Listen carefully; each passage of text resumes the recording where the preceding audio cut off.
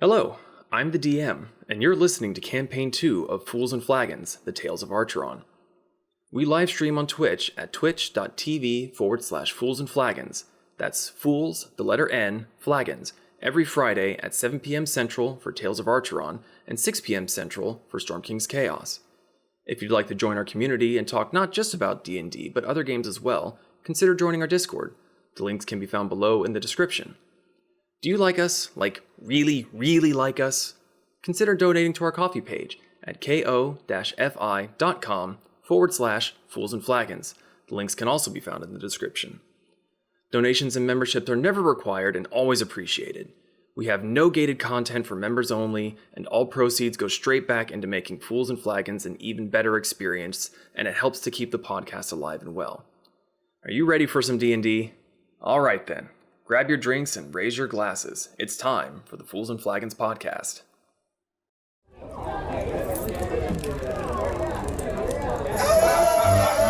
Grab your drink and raise your glass.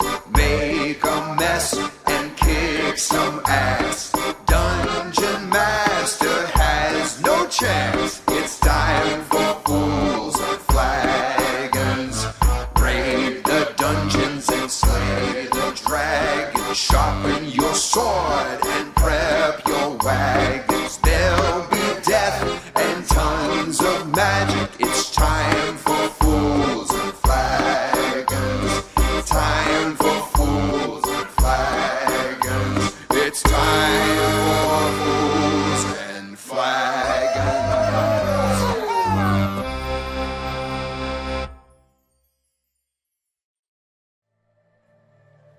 Well, hello everyone, and welcome to Fools and Flagons.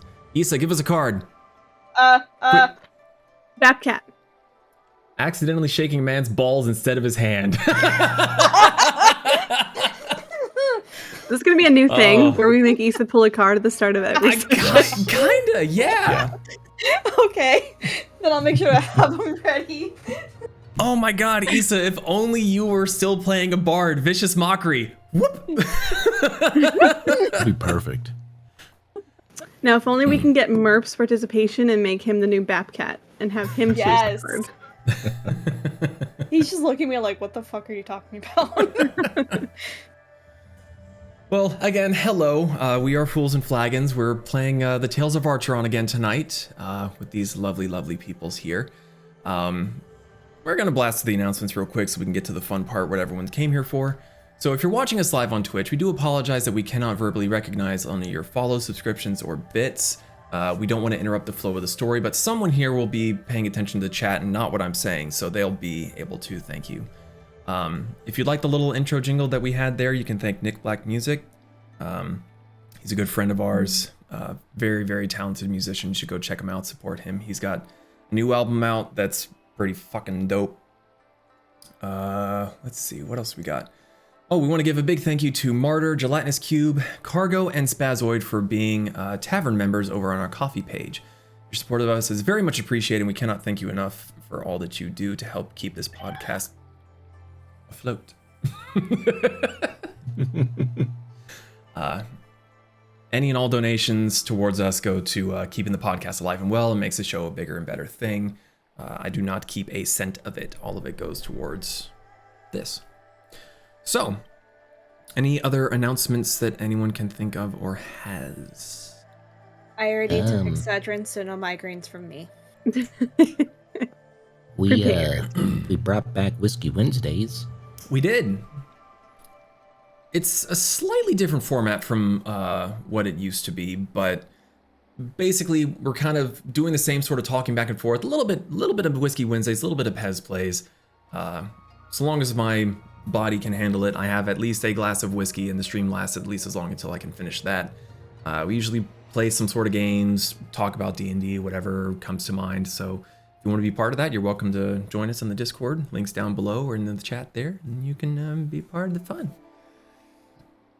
But seeing as James is starting to boogie woogie, I think it's time to start. So grab your drinks and raise your glasses. It's time for Fools and Flagons. Oh. Flower cup for the win. Also, the UFL season will be coming up again here soon. I don't think that I'll be missing anything because those are basically on Saturdays and Sundays, but I'm going to have to check the schedule again and make sure. But we shouldn't theoretically miss anything. United Football Legos. Close enough. God, that would be fucking hilarious if they wore Lego pads instead of shoulder pads and That they would be just painful. like well, no, but think of the sound. Anyway. Dislocated joints and everything. Yep. So,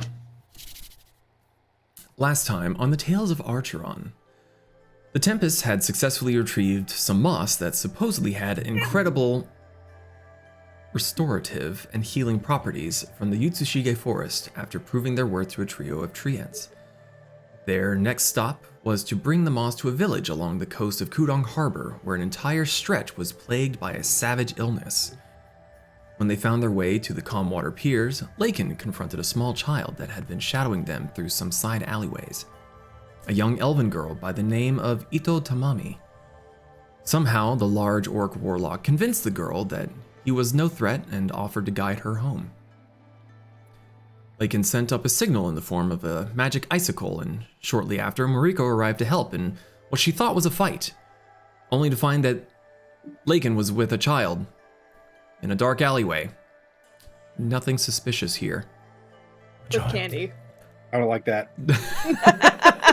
Now you know what Moriko saw. Tamami was sent on her way with Lakin and Moriko returning to the cart, though unknowingly without Fluff, Moriko's companion MothKat. With the help of Kasumi, Moriko found Fluff sleeping in the home of the elven girl, unharmed and perfectly content. Yoinking Fluff back to her side, they returned to the wagon and the next morning sought out the local temple to Shenshe, where the priestess began working with the moss to create a cure. Returning once again to Tamami's home, the Tempests offered her parents the first batch of the cure that would hopefully aid in their recovery and perhaps cleanse the whole village.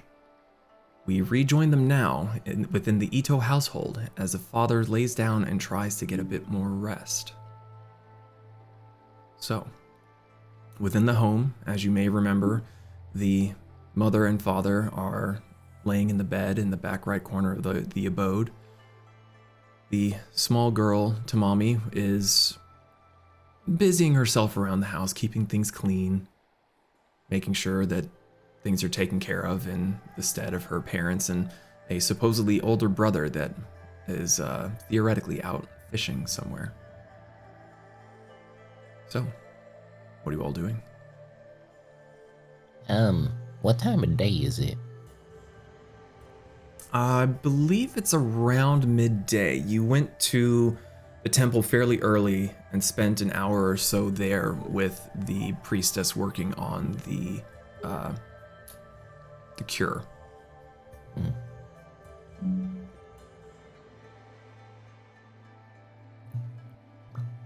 Mariko's gonna stand up and just like kind of look around the home. Okay. Not really like rifle through anything, but just like look around. Just start digging, like, I need my candles. Where do they keep the candles? It's a very modest abode. Well, I guess you wouldn't know what a modest abode is. So to you, it'd be fairly fancy. There's a lot of creature comforts that you're very familiar with within Cassie's Sanctuary. Maybe just a little bit less magical as what you're used to, with, you know, the self-burbling teapot and all. But everything seems to be very functional. It has a purpose. More towards the front of the home, nearer to the door, you see things that have far more utility, things that look like that might be part of their trade. Leather smocks, boots, different bits of different kinds of tools that you're not entirely sure what they're used for. Some of them you've probably seen Zahn playing with every now and then, just on his person. Something probably having to do with playing with wood. Everything is mostly clean, as clean can be with a small child taking care of things.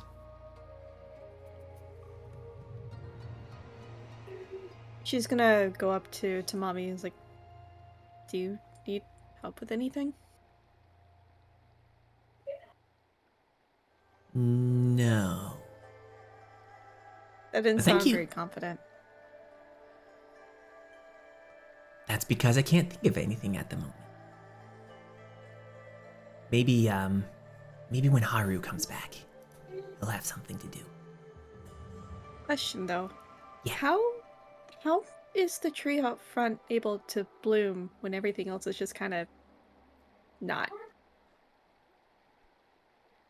Mom and Dad are very particular about that tree. Why? They say it's a memorial to their first kid. I didn't get to meet What? her. Yeah, they call the tree Olivia. They always say when you pass Olivia, you give her respect.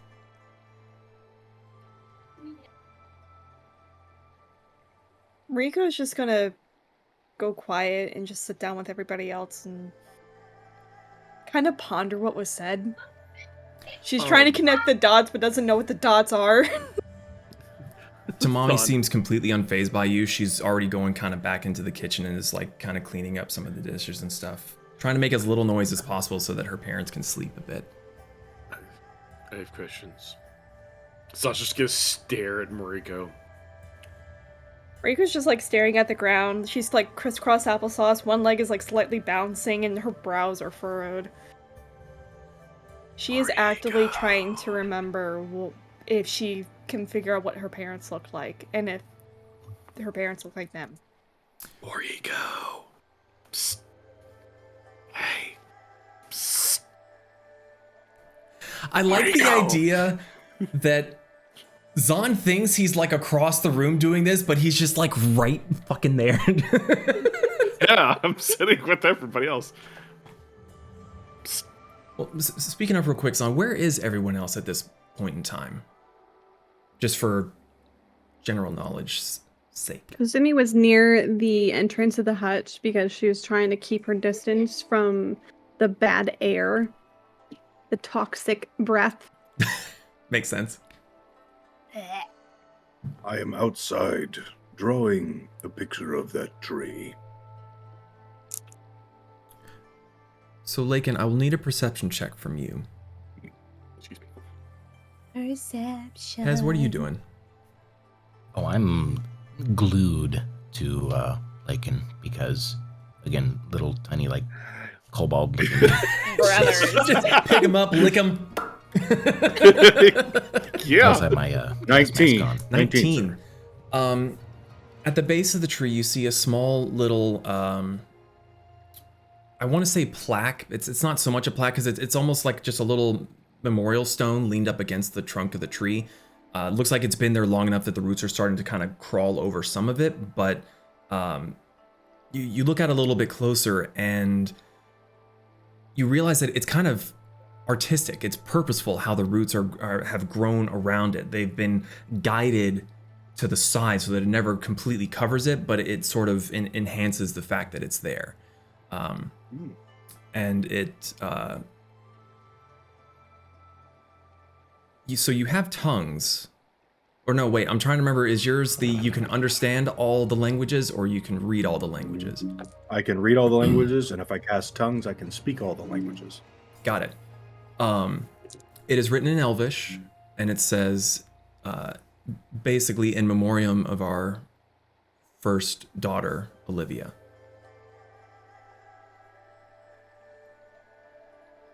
Yes. Eh. Sorry, Zahn, we'll get back to you, I promise. Apparently there is a third child that was lost. Wait a minute. Spree is a commemorative piece to it. What do those squiggles say on it? Oh, I forgot you A got the name. Plague Doctor mask on. Yeah. Yeah. A name, Olivia. And it is just a memorial. You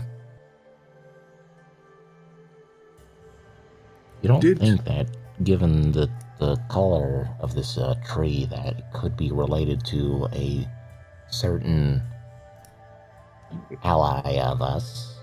Do you? It would be one hell of a coincidence. I don't believe in quinkydinks. Well, she's currently inside, head down, wrestling with something. Which at this point in time, Zahn, you are poking the bear, so to speak. It's a really big pink bear. She could be. Yeah. If Zahn is still like in her face, like just I'm like not in your whispering- face, but I'm kind of to the side of your head, like. Moriko, hand to the face. you're their daughter. Even I can see this.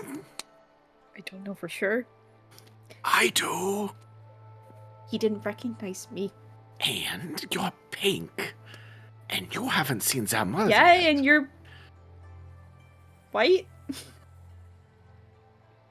I couldn't remember if Zahn is white or blue. Wrong bunny. White, and the inners of his ears are blue. And some of Okay. his hair. And you haven't seen their mother yet. I bet that mother wakes and she looks just like you. Just not pink. I'm starting to feel even more weird about my skin color now. Don't feel bad, I used to be blood red. What? Zahn. I love we're completely glossing over the what? Zahn! Ah! Why do you think that's her parent? Have you seen their daughter? She's an elf.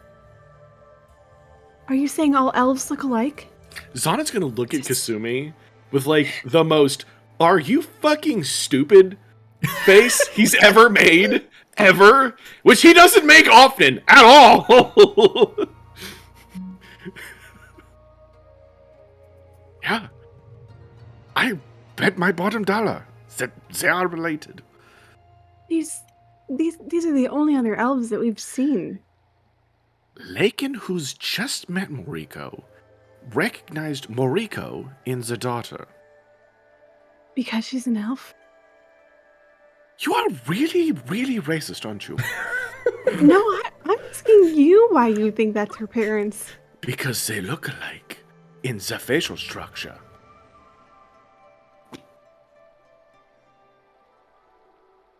I don't know, it's just, that seems like a really far stretch. Because how would we just happen upon this one small family that just happens to be her family? Okay, well, let me just put this one out there.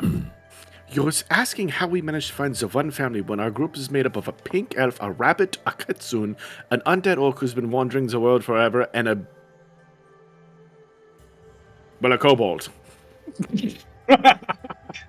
Doom guy kobold. You are literally asking, how the hell is this one specific scenario possible when we are literally the prime example of how the fuck does that happen? I don't know, I think that's a bit far Racist. to make an assumption.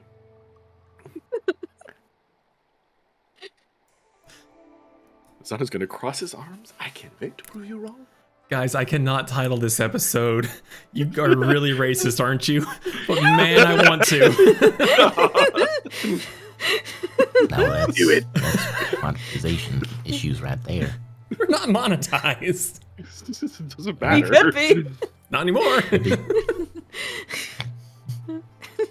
I mean, you don't see me go around saying, "Oh, hey, you look like every other white fox I've ever seen," and I see a lot of those when I was in Rokasine. Yeah, but that's because we've seen more of them. This is just the first elf family we've found, and you're just saying that that's her family? Zahn rolls his eyes as hard as he possibly can. He's pretty sure you can hear the grinding of his eyeballs against the freaking top of his eyes or eye sockets. How am I being smarter than you in this situation? I am the dumb one. I just asked a question. No, you I are. never thought you were dumb, though. You're just very blunt. Your flattery aside. I bet my bottom dollar that woman under that The woman under that cover that looks just like you. How much money do you have? More than you.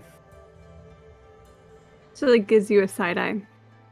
A lot more than you. I have shiny rocks. I have so much money. I have so much fucking money. You guys have no idea. I have literally stocked up on money so that if I ever see something that I want, I will buy it with reckless abandon.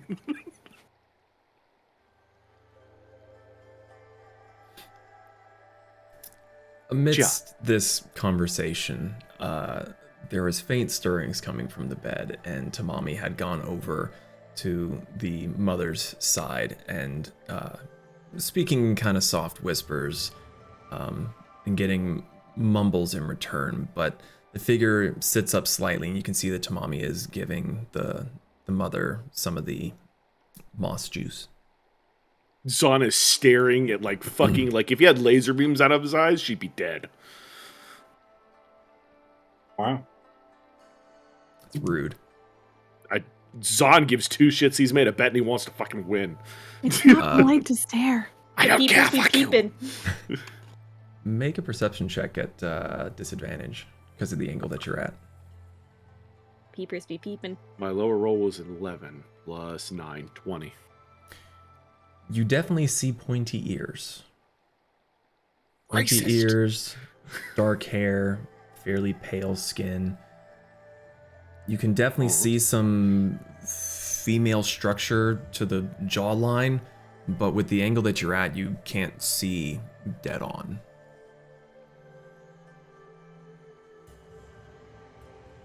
What abilities do I have? Yeah, that's a worrisome statement. Zahn uses thaumaturgy as quietly and as inconspicuous as he can to make a sound. Sounds out of place towards our group. Can you do thaumaturgy quietly? No, I'm not 100% sure. I don't think so. Be vocal? James is nodding his head. Yeah, I know, but it is kind of funny to me. Like, everyone else uses thaumaturgy to make loud bangs. No one else is like, I make a whisper. Just a sound that's so out of the ordinary that it would make somebody look. Yeah. You make a you make a soft sound with your magic, but amidst the conversations that are happening in the home that are already completely and totally out of the ordinary, it doesn't seem to get much of a reaction out of the woman.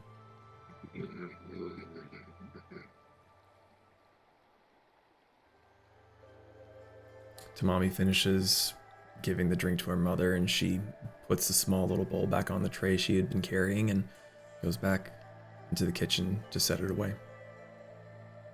I'm gonna wait for her to come back into the room. I have questions that need to be answered. Well, the room is very, very open concept. Where you are sitting near to the entryway, if you're looking straight with your back to the door, the parents sleeping are on a mat to the right, and the kitchen is just to the left. You can see into both with no issue. There's very little overall privacy.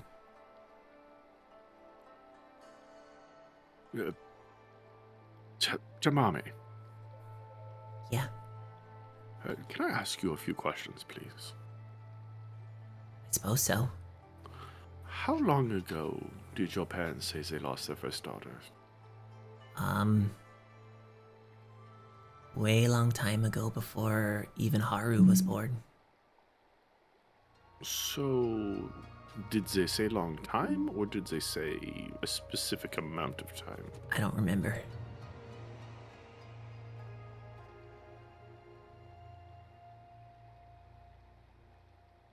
You could probably ask Haru, he might know more. He's a lot older than me.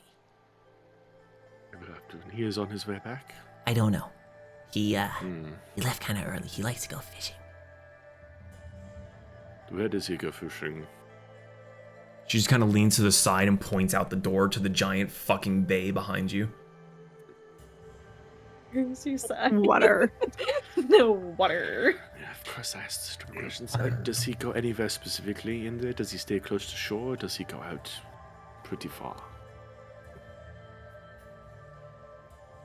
I don't know. And she steps around you and starts to walk towards the pier.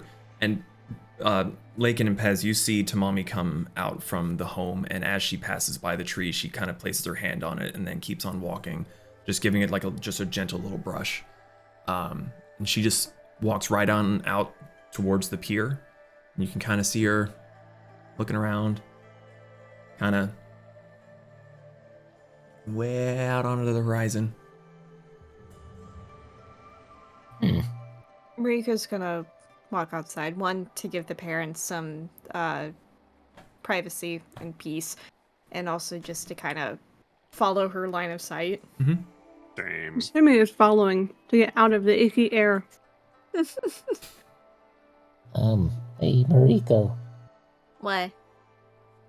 What do you make of this tree? It intrigues me that it's still alive when everything else is not. You have the ability to speak with it? Good question. Do I? Is that one of the ones I have queued up? No. Take a nap. No. Here, let me notate for a minute. No. Oh, and then, I forgot what I was gonna say. Rachel, how old are you? Don't know. I don't remember. Because that makes two of us. I don't Okay. think you're going to get the answers that you're looking for, Zon.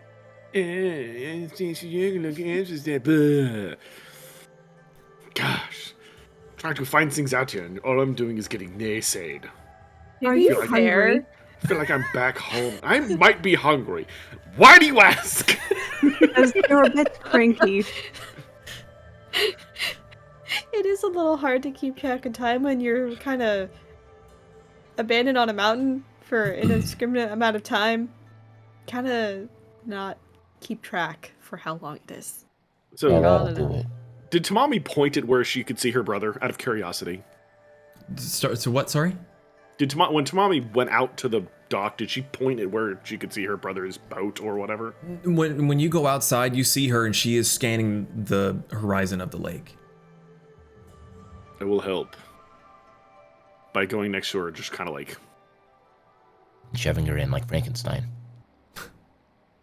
What? Lakin, you say that you go out there as well? Okay. Anything in Well. particular that you're doing? I am watching where the little one gravitates towards her brother. Answers will be found by action, not by hollow words. Yeah, what he said. I mean, I can shout for him, but I don't know if he'll hear. I don't see him out there yet. Don! He might have gone What? that way. Or that way. Which... what? Use your magic. Call for the brother. I don't want Javeik's appearance in the house. It'd be very When rude. do you ever care? Fair.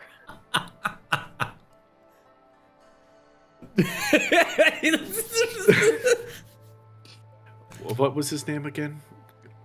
His name is Haru.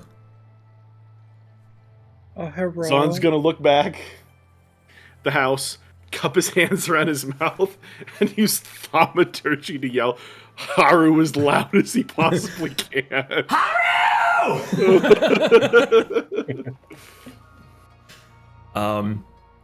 It bellows out across the bay.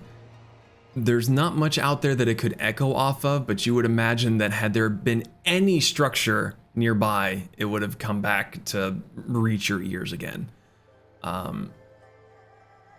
Tamami had flinched quite significantly after your shout and like just hands right on the ears. She just kind of looks at you like, I will stab you in your sleep kind of look. there's a fairly long pause, and some of you that may not have been ready for it, your ears are ringing just a little bit from that. Wait a moment, and then you hear some shuffling noises from behind towards the house. Has he been here the whole time? You, you see...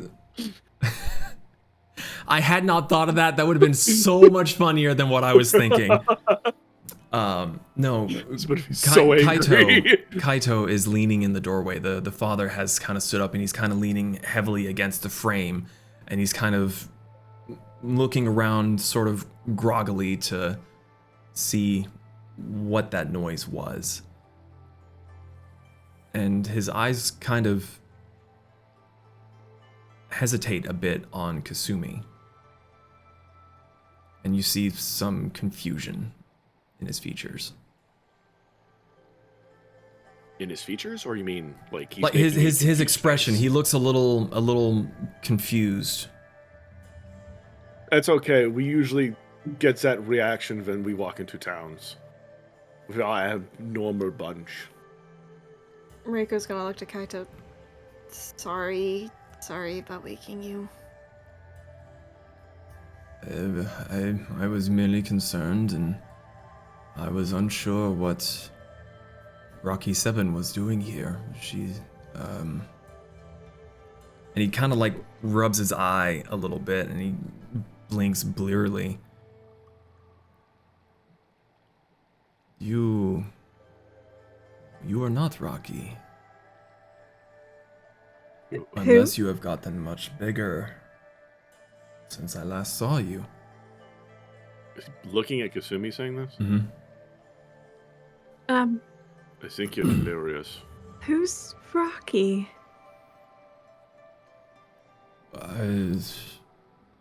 Rocky Seven, she runs a gambling den in Chansu. I have not seen her for some time. I'm assuming she's a kitsune. Zon looks at Kasumi with like, there's more than one of you? A much smaller but fierce. Mariko's gonna go over to Kaito. I think you should lay back down. I do not disagree, but it has been some time since I've even had energy to get up myself. That's good? It is hope. Tamami Ooh. did give some of the elixir to your wife. This is good. If I am feeling somewhat better, then maybe this will be a good swing. That is good. May I ask, Yes. we asked Tamami about the tree. She said it was in memoriam of your first child.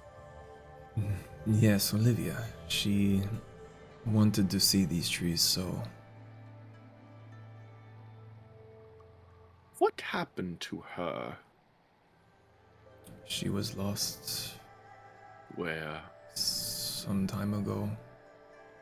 I mean, nudges Zon in the ribs. She's like, Where specifically was she lost? He kind of looks down at you, and a bit of a furrow comes to his brow. Why so many questions? Riko's just gonna walk away to like the other side of the tree and just like sit down at the base of it. I am trying... Well, not just me. Zon eyes follow Moriko as she walks around. We happen to have an elf that has lost her parents some time ago. And your daughter looks exceptionally like her.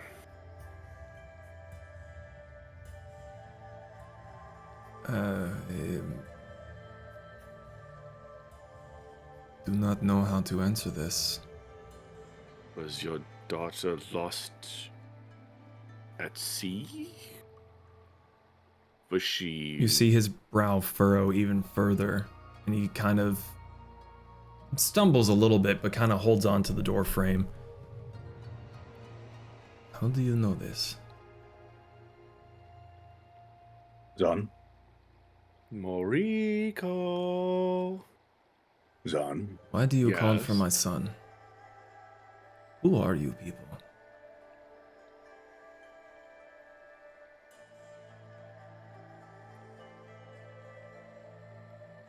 What?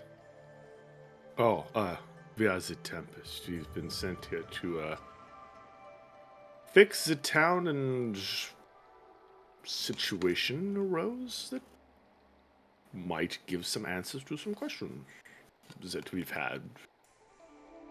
I put Well, Pez down and then walk around to Moriko. Mariko is heavily overwhelmed. She's just like zoned out, staring at the ground, trying to calm her mind. When Do your thing, Ian. Sorry. I was trying. Perfect. He sounds just like he's sick.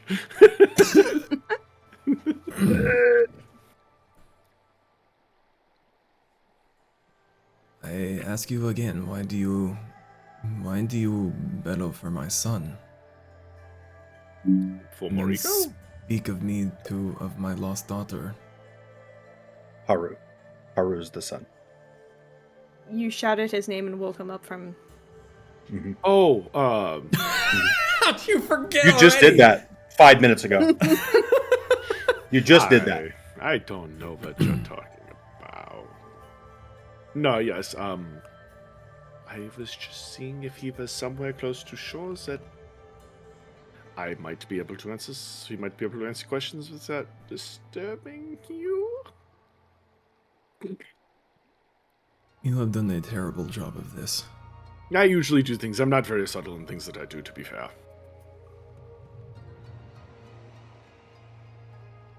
I think I'm going to go lie down before I do something I might regret to you. And he looks very hard at you, Zon. I would like to request that you leave my family alone. And do not bring up bad memories. And then he turns and goes back inside his home with a slight stumbling, but he catches himself in like sort of a very stubborn, like, I will make it to the bed without eating shit. And Been there. Yep. yeah, same. But he sits at the edge of the bed for a moment, kind of like one hand holding his head, and it's hard to tell if he's reeling from the sickness or you kind of touching these really sore buttons of his. Yeah, he doesn't seem terribly pleased. What? Zon insulting people? No. I would never. I mean, it wasn't me. It was the one-armed Sorry. man. Say again, Lakin. I have things to talk to Moriko about. Go for it. Okay. So you're like head down. Like, what does Moriko look like right now? A big elf. Head down. Her eyes Shut up. were wide at the ground, but now they're squeezed shut. She's trying to calm herself and trying to see if she can remember any features about her parents. She's trying really hard to see if she can connect any dots. Okay. I drop down to a knee in front of Moriko. I put one of my large bear paw sized hands on her shoulder. Breathe. Slow your mind. It'll take her a second, but she does finally take just a deep breath in and out, and she's still just tight gripping her knees. I'm going to cast guidance on Moriko and then say, Now, I want you to think. deeply. If you can remember anything at all, no matter how small the detail, Go. try. She's gonna delve deep into her memory banks and see if she can remember anything. Make a history check at disadvantage, but add his D4 for guidance. Okay, D4, 13, wait. Add.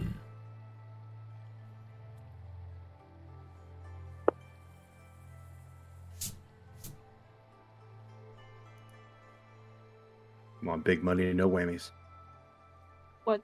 Okay, and then a D4. Mm-hmm. Yep. 23. 23. The steady hand of Lakin on your shoulder, though he is new to the group, you found him to be very trustworthy and a fairly steadfast presence. Got two into character of kind of I'm fucking hacking over here.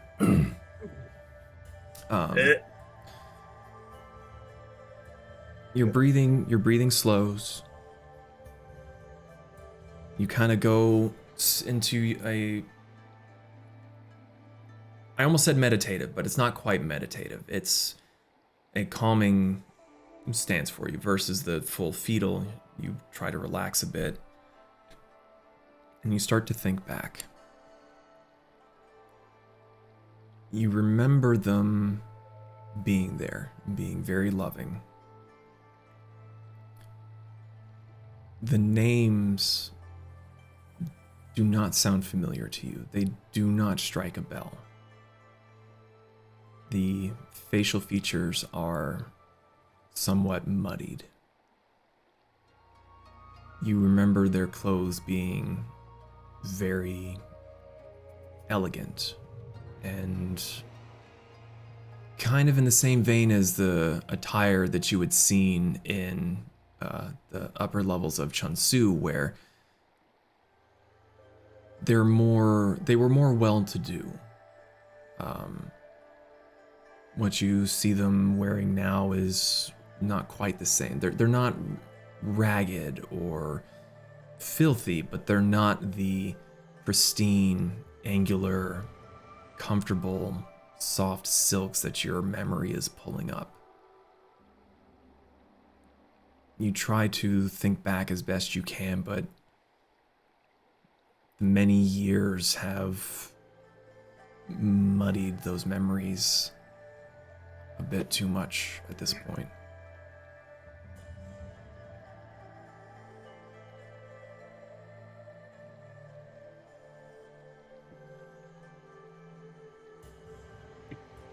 And just like curl. Sorry, I didn't hear the first part of that. She's going to let out a shuddered sigh and just kind of like curl in over her lap and just kind of like grip her own hair in frustration because she's so frustrated that she can't remember. You feel the softest little paw tap on your cheek.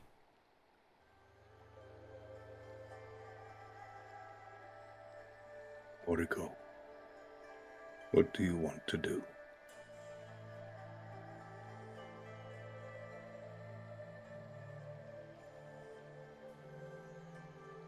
I want to find my parents, but I don't want to antagonize these people.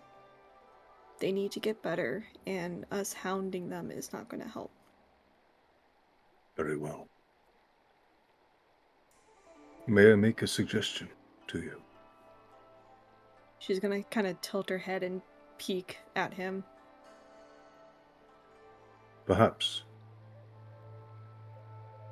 we mark in our minds and on our maps this location. Await for healthier minds and calmer mood, and possibly return. I will take you here myself, should you ever wish. Thank you. Stand up. Be proud. It will be okay.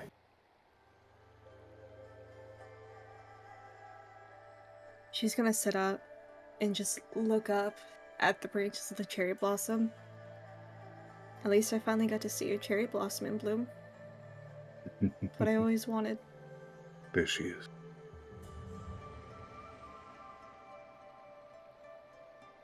All right. Well, I think we have to rescue these people from a bunny. Yeah. I have not held anybody hostage. You're not there, shut up! Standing- It's just, I can imagine it's just Zon poke his head around the tree and Lakin just bear paw to the face. No, yes, not even people- that. Because you've got radar dishes. He's back over there. It's like, Yeah. I'm right here. And he just leans around the tree. Shut the fuck up, Zon. Yeah, that's exactly my point. You guys are speaking within earshot. My earshot, but still.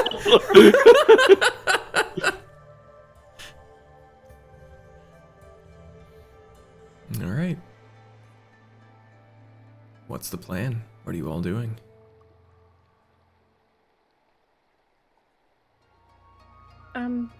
Apparently I'm Zapati. I don't know what I'm doing anymore.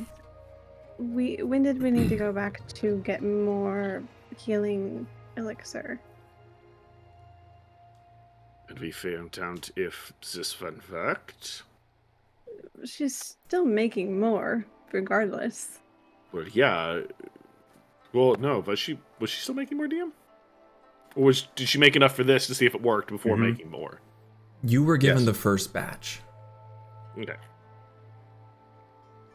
Which the father did say. He felt like he had more energy than normal. Well, more energy is not healed. It's just That will take That's time. Well, Oh, harassment again. doesn't help.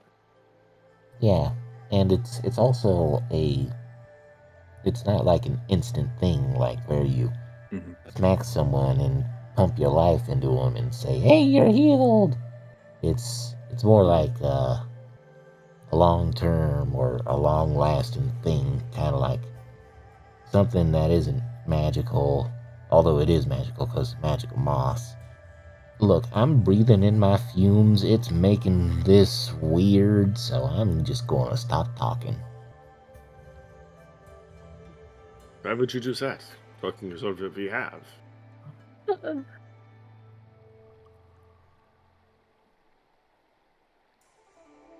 Well, we don't What? want to get sick. Should we just go back to the temple and check in? I think that's the Probably. best course of action. He's suffering I don't from know. carbon monoxide poisoning. But I want to find the brother. We don't need to harass these people anymore, Zon. But I'm not asking him. Only He asking told us to questions. leave. He didn't say leave. He just said. He said leave. Look. Hmm. Come on, let's go. Come on. Before they leave the area, Moriko is going to use Druidcraft to, like, make a flower, Mhm. and she's going to leave it at the memoriam tablet. Okay. I'm still staring out at the water, pondering. I grabbed the kobold. Wow. Well. All right. So heading back to the temple? Okay. You make your way back.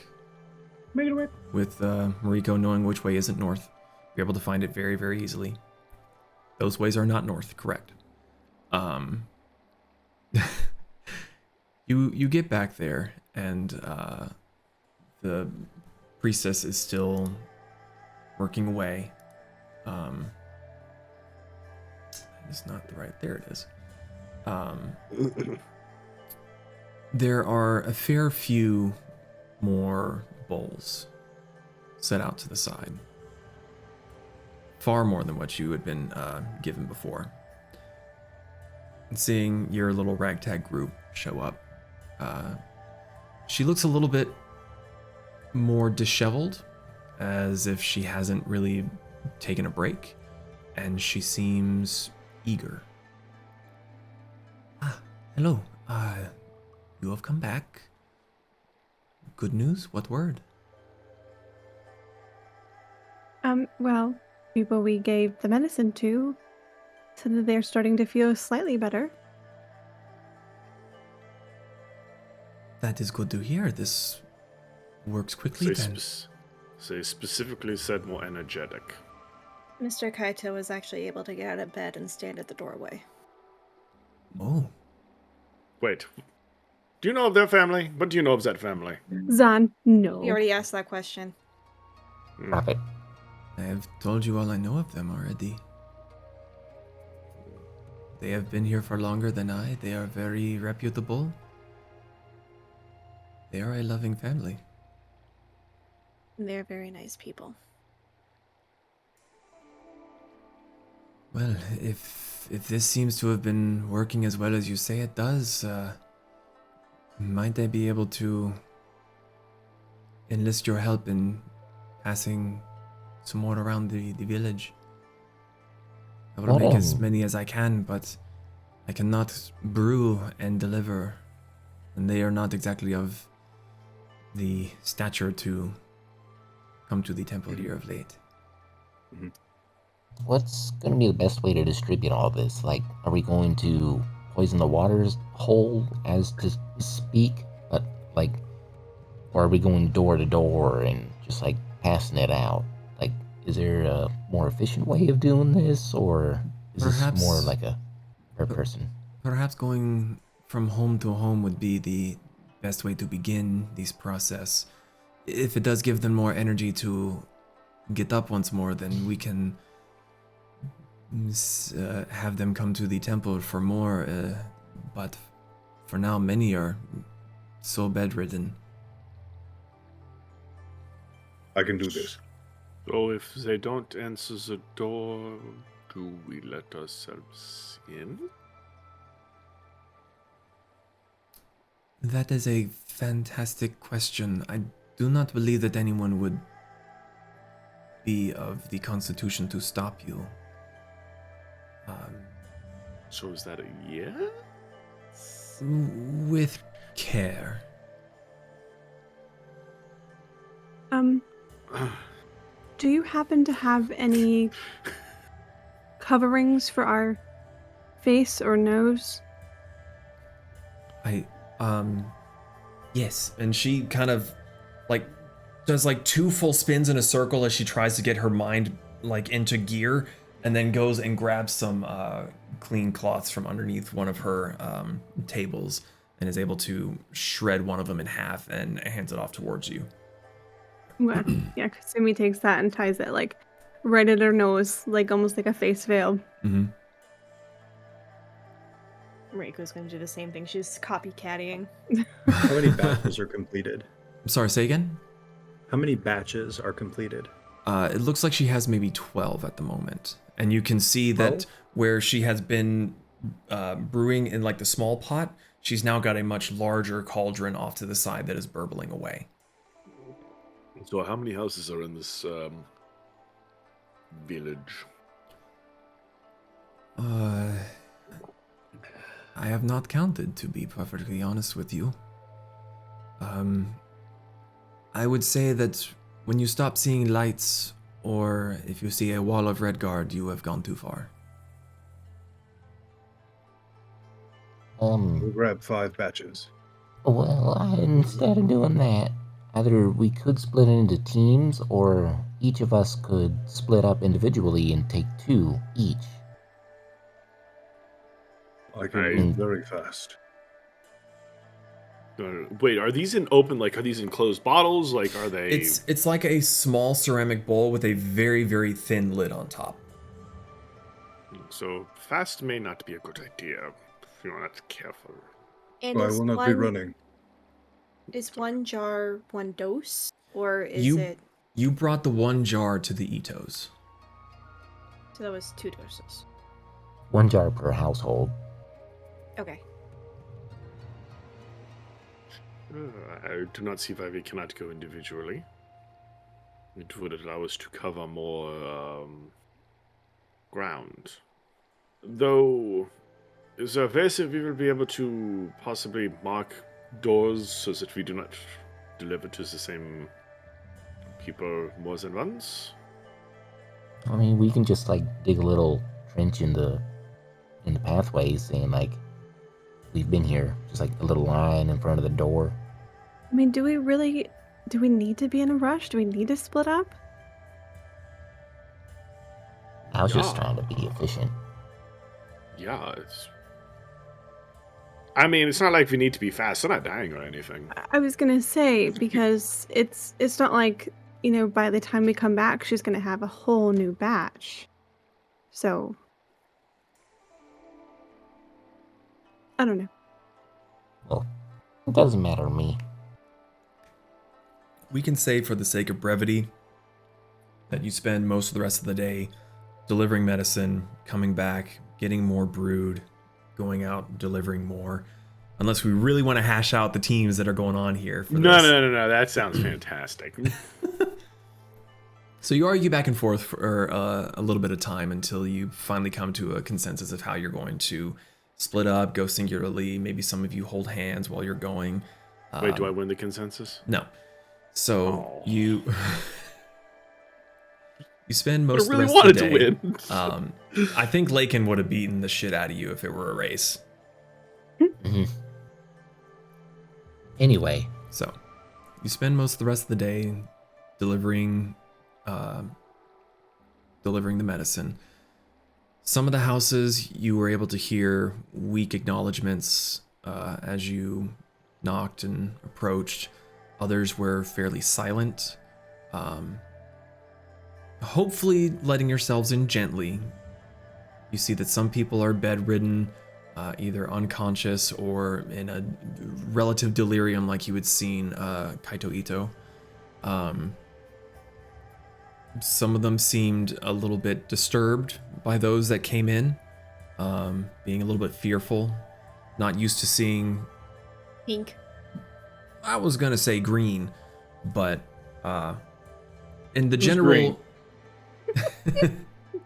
in the general delirium, some of the villagers just sort of accept you as their fever dreams. A few of them will fight you for like not wanting to take whatever this weird pink thing or this weird long-eared thing is in here, trying to make them drink. Others are so out of it they don't really stop you. For the most part, your venture goes off without much of a hitch. I draw bunnies on the doors that I go to with charcoal. Okay. Yep. So, Zon enacts vandalism. Yes. Oh.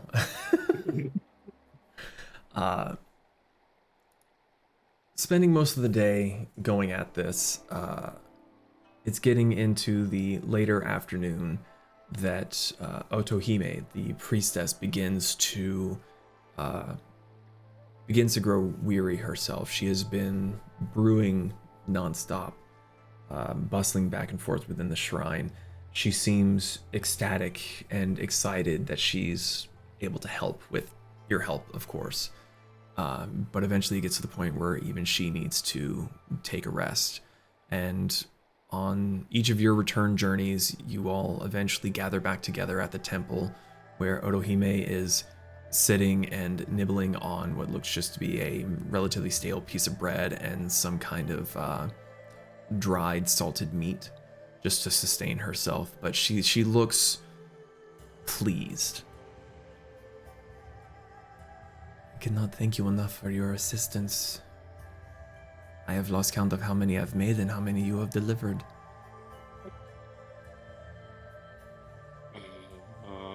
DM, how many, would we have recognized if we hadn't really hit any houses yet, or? If you had worked out in a radial pattern, you would have done, rough estimation, maybe half, maybe a bit more. And we have enough moss for the rest, right? Yeah, you got... Lakin stuffed himself like the scarecrow. Like, you had a lot. Okay. Make Make a perception check for me, Pez. Me? Yeah. Oh. Can I read with triple vision? Let's find out. Do I need to tell you what your numbers are? No, you're good. Okay. Perception, you said, right? Yes. Perception. 21. 21. 21. From the back and forth, you've had time to kind of see bits and pieces of her process. It's not so much that she's like using the moss and it's being consumed totally. It seems that it's being used in a really roundabout way that you kind of would coffee. Like it's being like whatever she's doing is being filtered through the moss. So bean water or leaf juice kind of style. So it's not like she's throwing it in and it's just consuming and taking it away. You see clumps of it in different vials that has things seeping through it or steaming up from underneath. You're not entirely sure what the process in and of itself is, but it seems that the amount that you have brought her will theoretically last a very, very long time, so long as it doesn't just shrivel up and die. You don't happen to have just like a little tiny cup of that left, would you? There is some still in the cauldron there. Would it be okay if I try some? I would like to assume that it is a bit of a preventative, and I would be lying if I said I had not taken some myself. Pez is going to grab a little tiny cup and slurp some and take a little sip. It's clean. It's very, very clean. There's not a strong taste to it. It's definitely not bean juice. It's not the stuff that you usually like to drink. But it's oddly refreshing.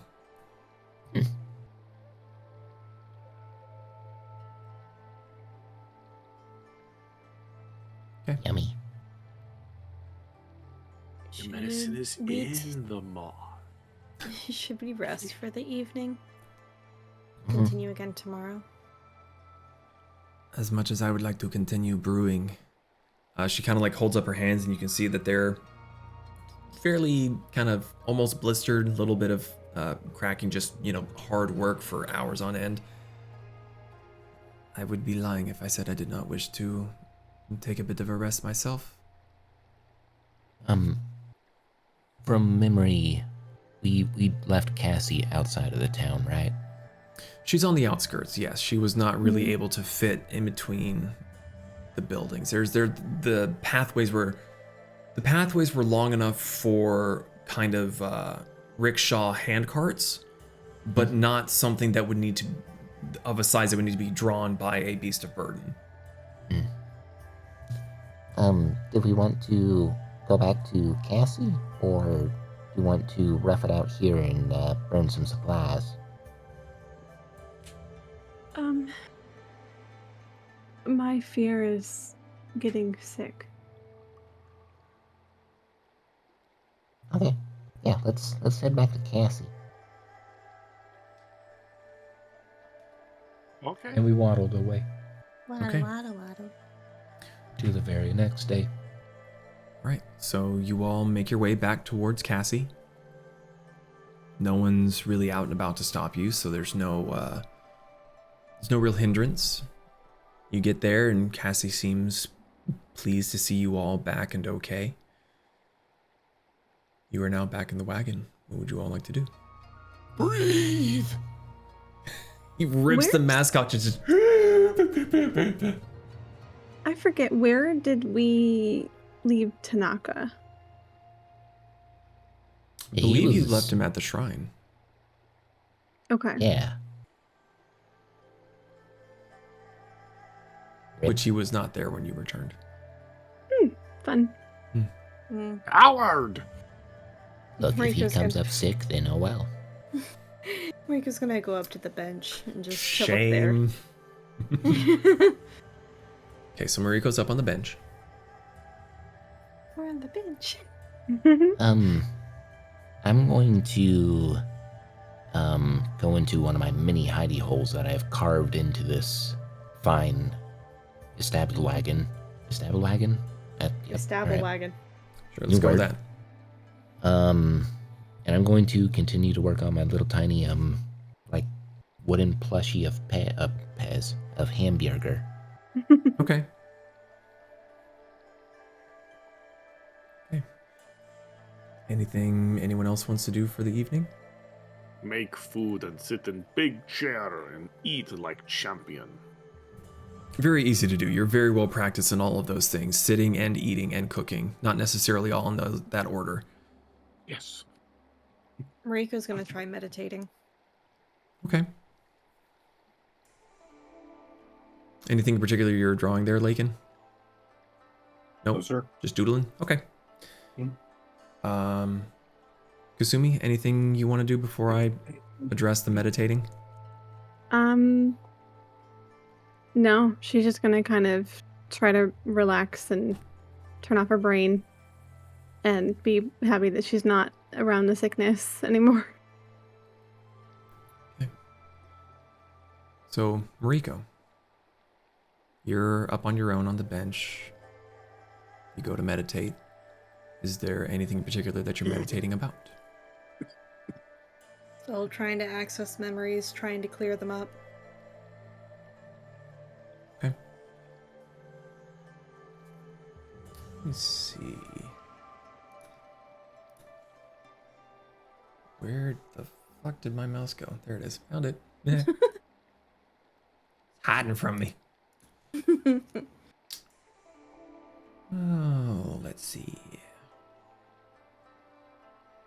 Am I gonna have to roll for any of this? You're gonna have to roll something. I'm just debating what that might be. Oh no. I'm ready for the in-game migraine. So, with your meditation, you're looking into your own memories, or are you meditating to get assistance? Since you've now brought up the headache thing. He's gonna try to get assistance. Okay. She's taken a shot in the dark, as painful as it might end up being. Okay. So, how do you phrase it? How do you ask for assistance here?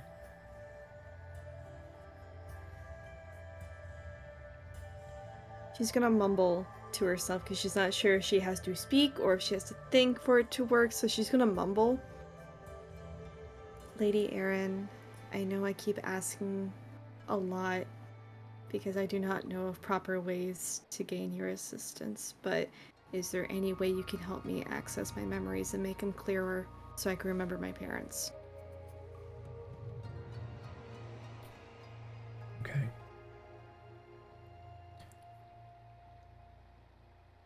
You sit there and you meditate for a time, having reached out to your ancestral deity.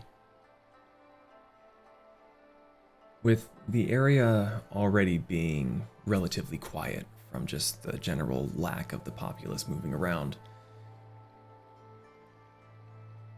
your hearing gets even more muffled. The soft purring from Fluff on your shoulder fades away. And once more you feel a slight tug at the base of your neck as your inner consciousness is pulled out of your body. And once again, that terrifying sight of those white eyes in the tree line rush towards you, and with a jerking halt, the motion is so surreal. You feel like you should have toppled over, but you are standing upright, and you are face to face with the elven deity Erin. She seems to just be staring at you, white, pupilless eyes glowing, looking at you.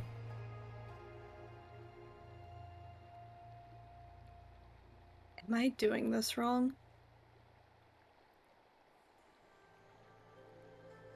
There's a long pause. For the first time, You hear her speak. I am pleased to hear a lost child reach out to me once more.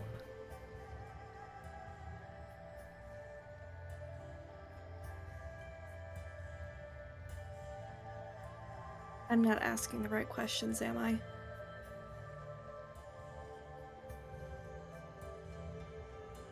You are. You have done well to follow my advice. A test, if you would.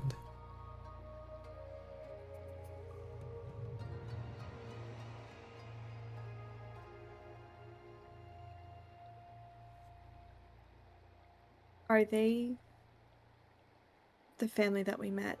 Are they the ones that I've been trying to find?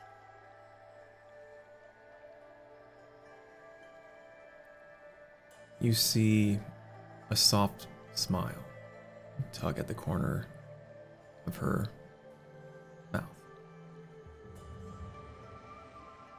The one that was lost at sea finds what is lost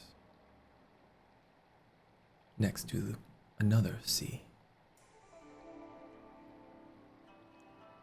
However, if the one that is lost does not wish to lose what she has just found, you must hurry.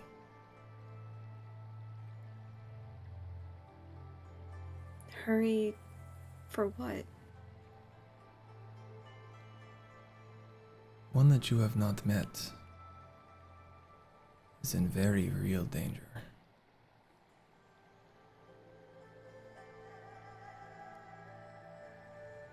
Thank you. Can I go back now so I can try to avoid that, please?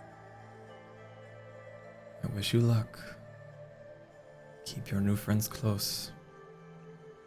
They care for you.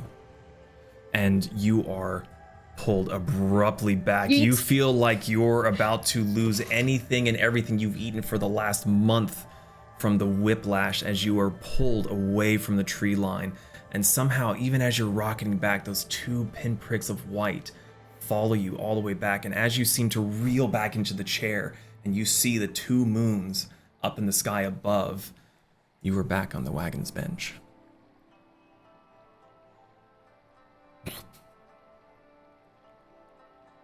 I'm sorry. Hold on, This is Pez's fault that I'm laughing. I'm gonna roll to see which way Moriko's goes with this reaction. She is going to bolt upright and go downstairs to everybody else. Okay. You go downstairs.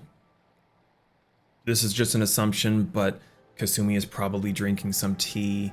Zahn is probably shoveling something into his mouth. Honestly, at this point, I don't know where Pez is. He used to just be under the table all the time. Now he's fucking crawling in the walls. I don't know what he's doing right now. He's in the vents. He's in the vents. He's venting. He's venting. Lakin, where would you be? Do you have a place yet that you tend to frequent inside the wagon, would you think? I think that loft area with the front bay window area? Okay. Yeah. So, all of you are kind of relaxing, taking a break from the arduous day, and Moriko all but throws open the door to the wagon, to the outer door of the wagon. Or would you have gone down the stairs, or would you like jump down and gone in the door? He would have jumped down and gone to the door. So the door gets ripped open, and Moriko looking just a little bit more frazzled than normal, which is weird considering that her hair is just kind of. Hey, so, letting you know, I'm going to the Ito family house because I got an ominous omen, and I'm gonna go. You're not going alone. Nope. I say Which as I is would why- be reminded. Fucking Christ. So, what's wrong? Yeah, Pez just appears. It's just a little like because you guys Kasumi and Lakin, you guys have the little like floor vents, right? Just a little not without me. Meditated, was able to talk with Aaron. got some confirmation. And she warned me that I might lose one that I have not met yet. I have a feeling that was the sun. Then let's go. Let's go. Oh, yes, and while we're on the way there, we're going to talk about how it was right the whole fucking time! Just your face, let's go. I love that idea that Zon's the last one out of the cart, like shutting it, finding his keys, and I was right the whole time! You guys are just assholes! Okay. So, you all gather your kit and gear, start running back towards the Ito household, and that's where we're going to take a quick little break. So we'll be back here in... I was about to say I Legolas up Lakin like Legolas on the horse. And then I get onto my shadow mare and we take off. Double horse. So Pez is on the back of Lakin like, yeah! And Lakin's on the back of the horse, yeah! And Zon's like, wait for me! Okay, we'll be back here in just a few minutes. Don't go too far. We'll see what happens. Where the fuck is my mouse? Here we go. Okay.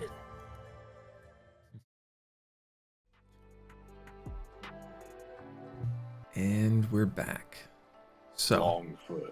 Stream manager. Yeah, stream manager is ready and present, sir. 1 per for yes, 2 pers for no, 3 pers for help. What about rapid purrs? Help. I thought you said rabbit purrs. I'm like, they don't purr. We stump. They do honk.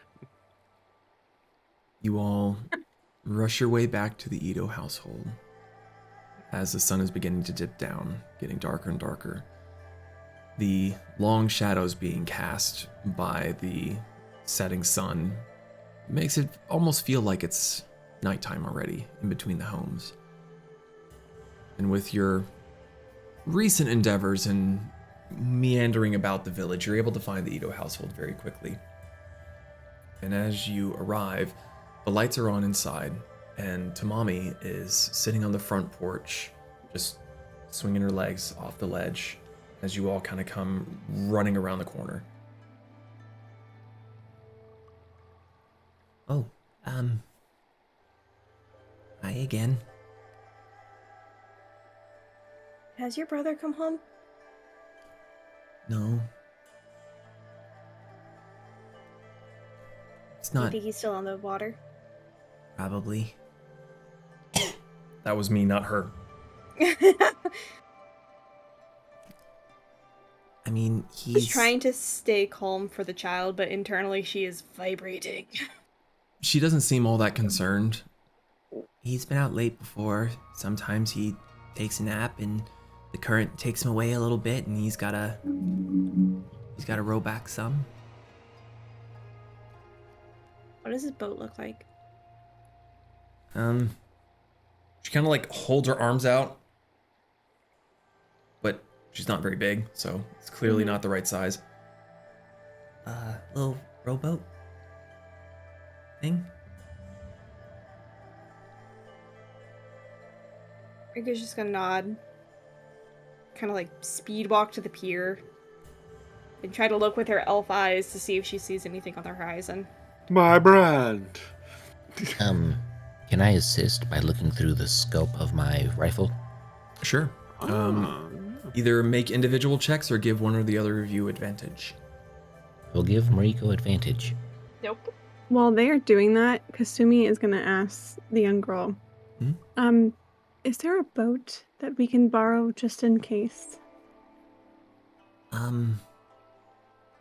Not that we have. Haru took ours.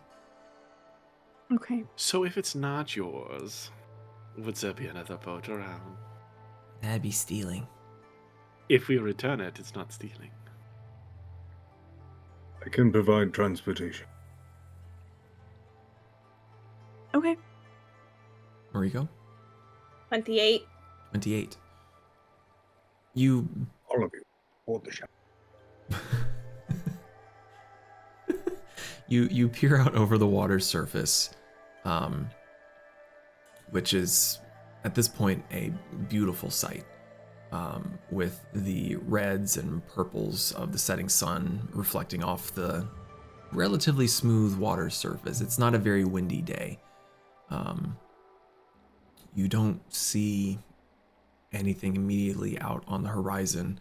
Nothing terribly close. It seems like there are some bigger ships, but whether or not those are where the shipping lanes are, or if they're avoiding this area because of the sickness surrounding it, it's a bit difficult to tell.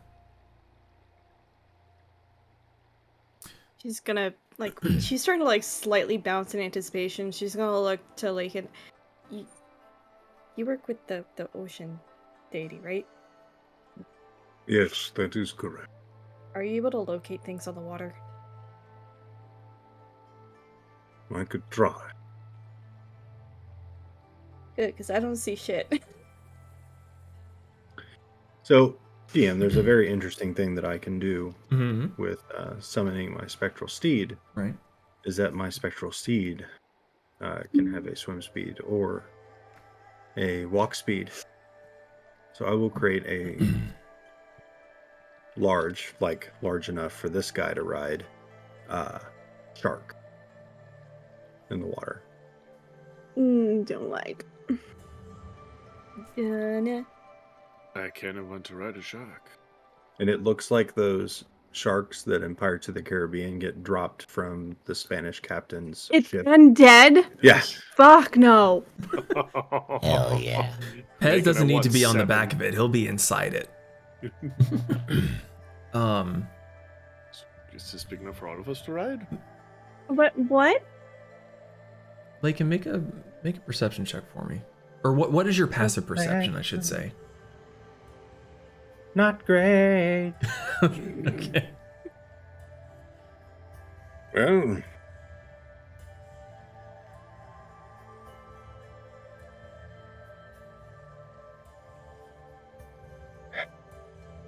One second. Mm-hmm. One D&D Beyond. one memento. Uno momento, por favor. D&D Beyond. The number you are looking for is 10. 10. Yes. Even with that, as you go to the edge of the pier to throw down your steed, your watery steed, you pause for a moment and you look around the pier, and the water line seems lower than what it should be. You can see from many, many past years the different levels from just the normal rising and lowering of the tide. It seems way lower than what the waterlogged mold and algae and barnacles would normally be at. It's not like super significant, but it was enough for you to notice. Taking into account your general knowledge of the water and how long you've been a part of this world.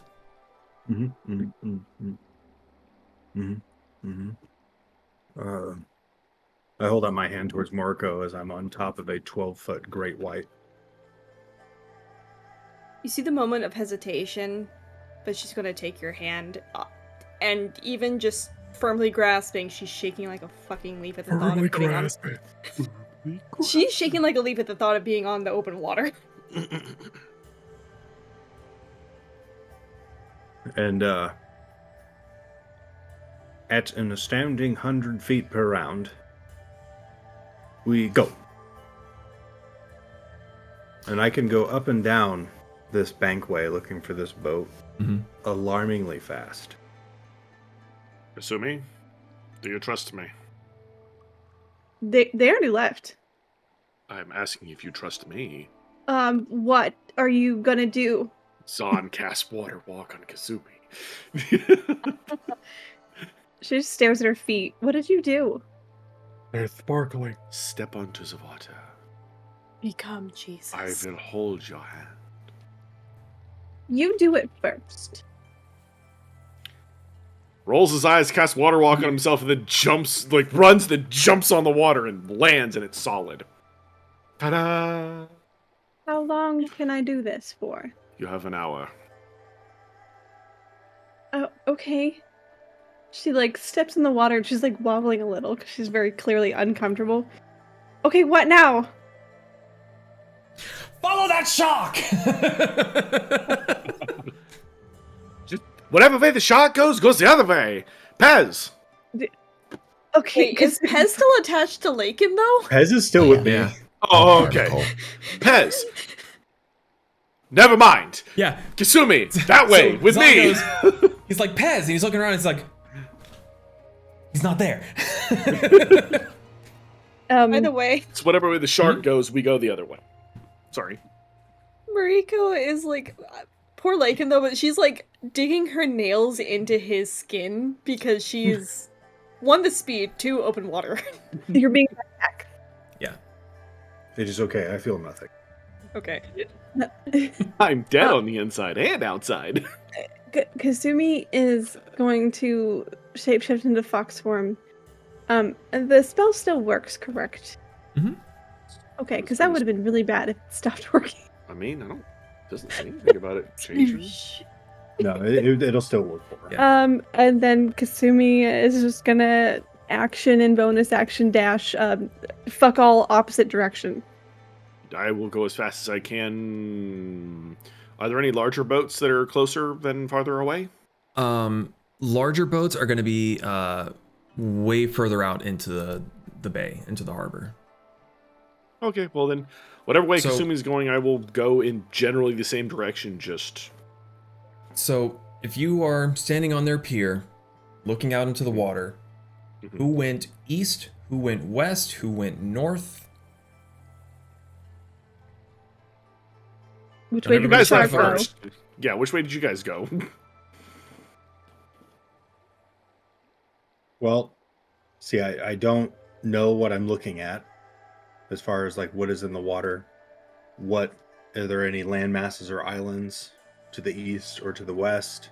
Okay. Cool.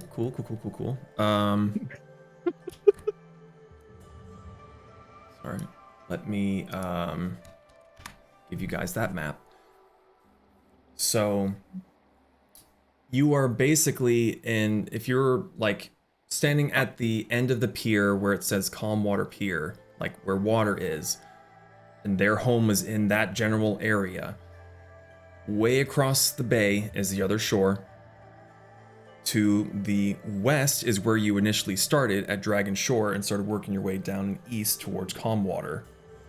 And if you were to keep going to the east up and around Chansu, you would be back out into the open ocean, and then down further south is where Moriko would have been found in the Tepetal Mountain area. Okay, so we were at Calm Water Pier. Correct. Okay, so going north and then patrolling around the eastern fringe. Okay, so Lakin, Moriko, and Pez screamed off to the north and then started to kind of make it a casual easterly adjustment. So with that logic, Kasumi, Zon, westish, northish? West. West. Yeah. West. Yes. And If I'm Kasumi is closer in, I'll stay farther out since I can cast this spell again on myself. Okay. and I am action and bonus action dashing, so 90 feet of movement.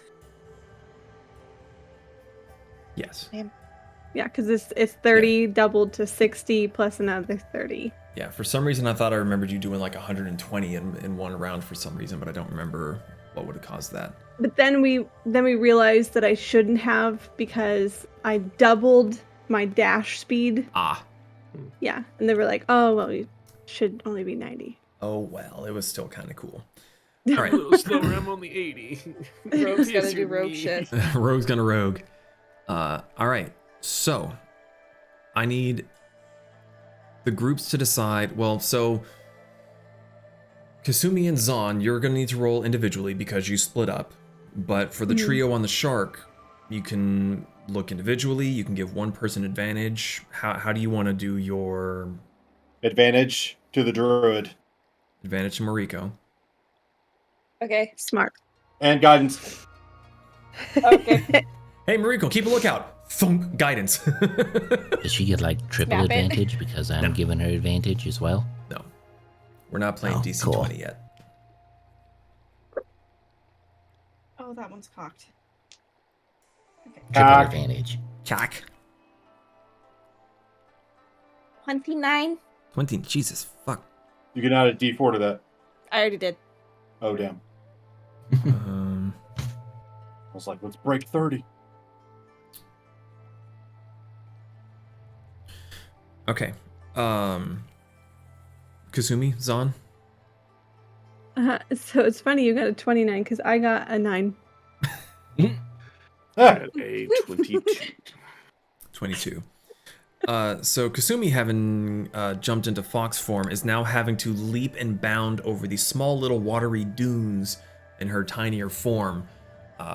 Still very, very quick, but the lack of height makes it a bit more difficult to see a whole lot. Your little venture, you don't see much. You don't get very far out. It is very weird to be moving on top of water, and that's kind of distracted you a little bit. Yeah, she keeps looking down at her feet. Yeah. Eats.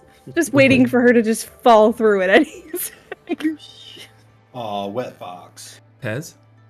The moon phases, is it bright because of the moon? Or Yes, the moons are still very, very full. Moon. They have Christian, both have you found started. anything? Eyes. Actually, no, they're not. One of them is completely full. The other one still has the tiniest thumbnail of black on it from the waning phase. Okay. Moon. Yeah, but it you would have no issue seeing out here with your dark vision, and two, the fact that both moons are out reflecting light back onto Archeron. Okay. So Zon, we'll kind of just go from west to east here. Actually, I guess technically lowest to highest. So you kind of go further out north and then sort of start making your way back west again to see if you can see what you can see. There are ships way further out into the water, bigger commercial vessels. Most of them seem to be nearer to the opposite shore versus actually being out and sailing at this time of night. You don't really see any billowing sails or anything. You just kind of see the rough outlines, especially because you don't have dark vision. So you can see black blobs that look roughly ship-shaped out there. And that's with the aid of the moonlight that you have currently. I will also cast light on my forehead. I may see better. He's a fucking bunny lighthouse. Doesn't really make you see all that much better, but it will keep people from sailing into you at this point. Hooray! What the fucking glowing fish is that? That is a hideous anglerfish. Hi! Fuck you! The trio, which I just realized as I wrote your letters down as an acronym, is MLP. The three of you head out for a ways, getting into deeper water towards the north and then banking to the east. With Moriko's eyesight being what it is, for a time you're warring with yourself, your fear of being out in the open water, but your other fear superseding your general distaste of the ocean. You are trying to stop what you were warned about, and that supersedes your harbored fear of the water. So you find the courage to peer around Lakin, and you're looking around. You look towards the north, and you're able to see much larger ships that are anchored out in the water. Some that look very, very small, but they're actually just on the complete other side of the bay. You look towards the south, where you would come from. There's more ships there. They all seem to be docked by the pier. no sails. You start traveling east. And you begin to see what looks to be lights on ships that are moving north. They're a fair ways away. You're maybe 10, 15 minutes swim. But with your perception check and the relative calm waters and your eyesight, you're able to see for forever away. Even with the shark moving as fast as it is, it would take you a minute to catch up to these ships that seem to be all pulling away from the shoreline.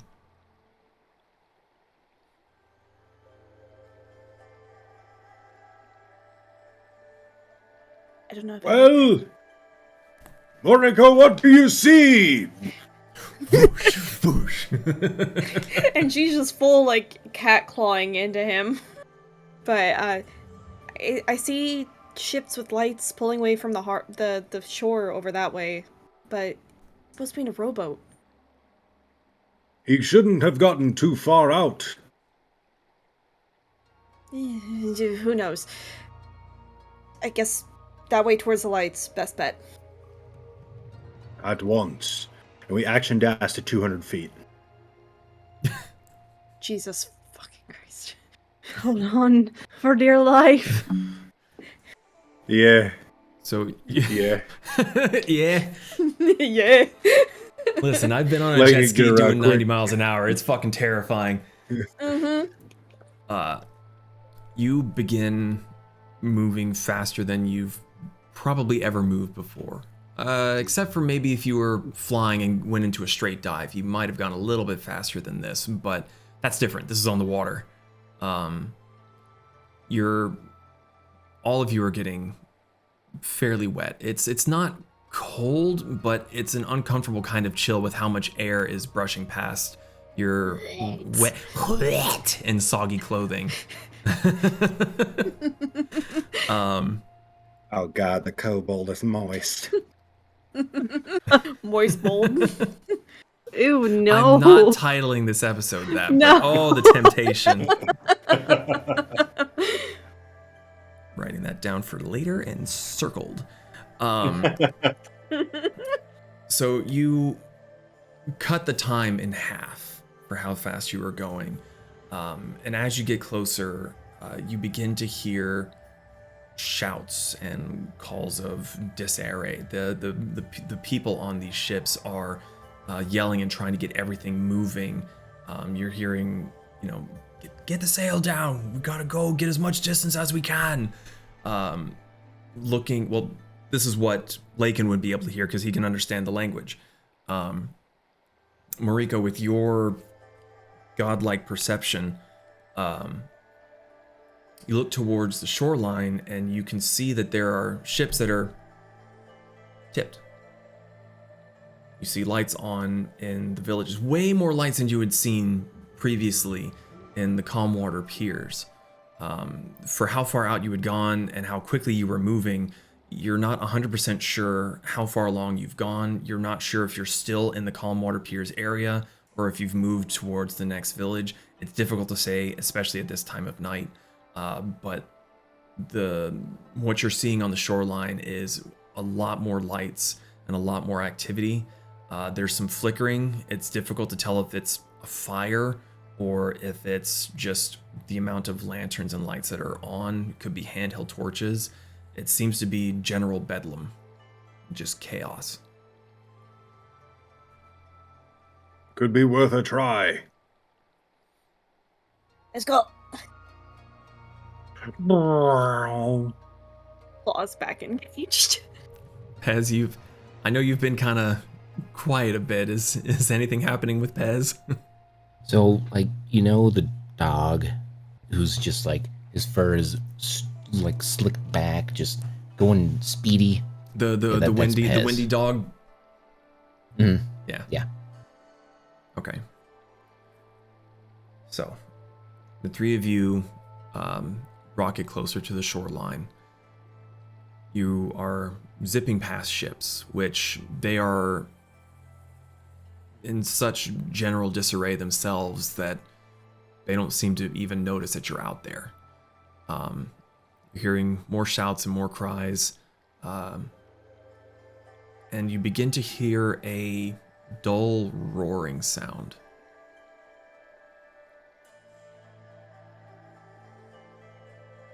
I'm trying to think. Moriko, Yeah. you would somewhat recognize this noise. This noise sounds very similar to the maelstrom of the Tempests Mountains.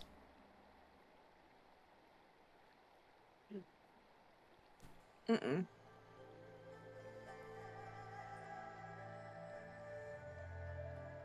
What is mm-mm? And Lakin, Hey, Dad. even you and Pez are beginning to see that there's ships on the pier that have settled and like leaning to the side.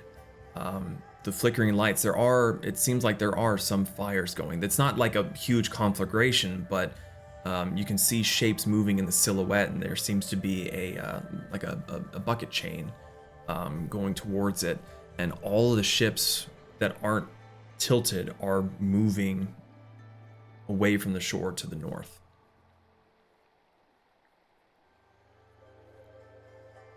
What are you thinking, Moriko? It sounds like the maelstrom. Do I know what the fuck she's talking about? I am very old. I am very intelligent. Make a history check, because I don't know how much time you would have spent on this side of the world. I don't even know. The best I could do, 15. 15. Her words confuse you for a moment, because you know what a maelstrom is.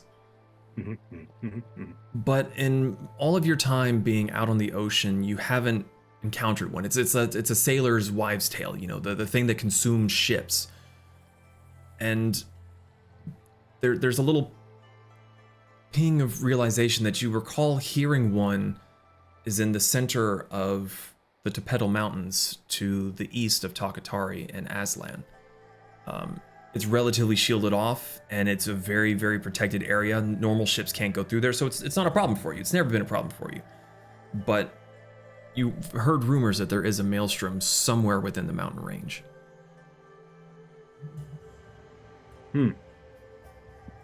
And for those who may be out there that don't know what a maelstrom is, think of like when you pull the plug on your bathtub and it swirls around. That, but it can swallow ships. Big ones. Blub, blub.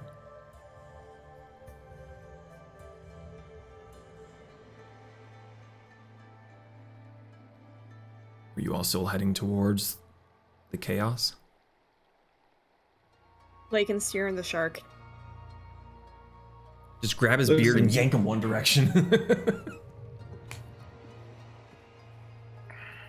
Moriko, it is possible that he could be here. Yes, and there are people that need help. Very well. Wait, is there a way that we can let, like, Kasumi and Zod know that come this way?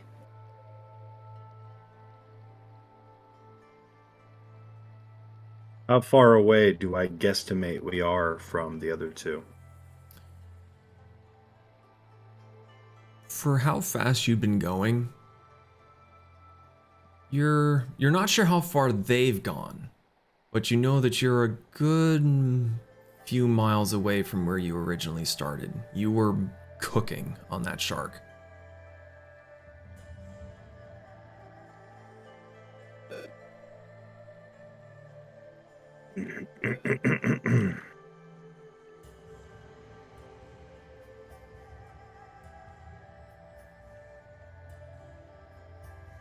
Thinking, D&D Beyond. The tongue. Turtle power.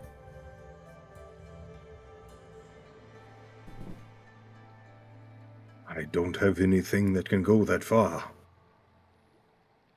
Neither do I.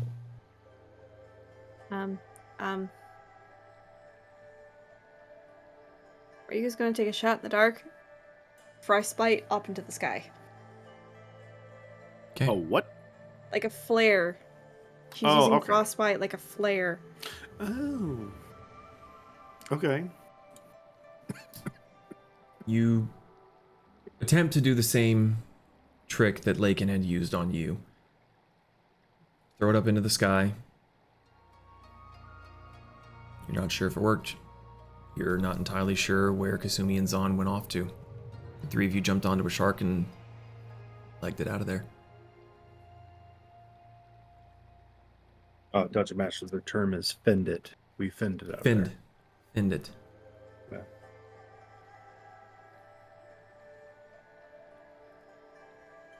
Moriko, you need to spy the people that are closest to the maelstrom. We have the strength and ability to get them away from it. Direct me. I need your eyes. I'm gonna look with my elf eyes to see who's closest to the maelstrom. Guidance.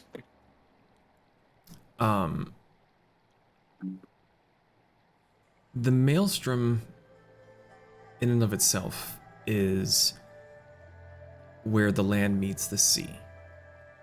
It's kind of half and half. It sounds like what you remember the maelstrom sounding like.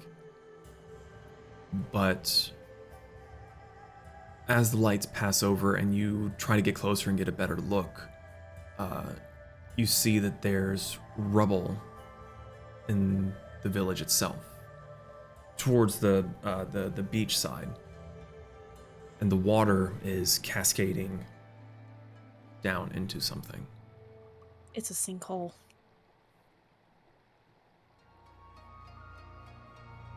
I'm still gonna look that way to see if there's anyone near that's in danger of shoot. No boats that you can see currently. From the sound and the direction that they're all moving, the rush of water down whatever this hole is seems to be what has drained it enough for those that had been docked further down the piers that they are now resting on the ground and have tipped sideways. Tips.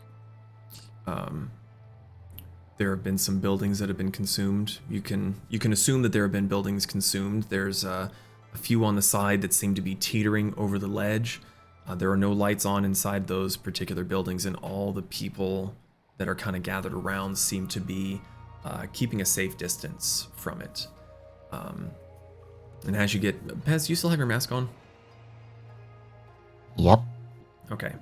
So you would not be able to smell this right off the bat, but Moriko and Lakin, as you get closer to this hole, there is a horrific stench coming from the general direction that you are currently swimming towards that hole. I'm used to horrific stenches. Is this the smell of decay and death? Very much so. It's something that you are familiar with ignoring, but you are aware that it is there. And you know that most people find it incredibly unpleasant. Okay. This is like battlefield corpses left out in the sun for a week kind of stench.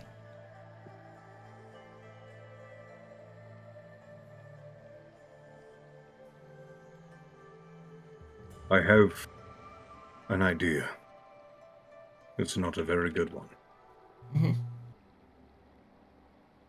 I would like to take you two to shore. Okay.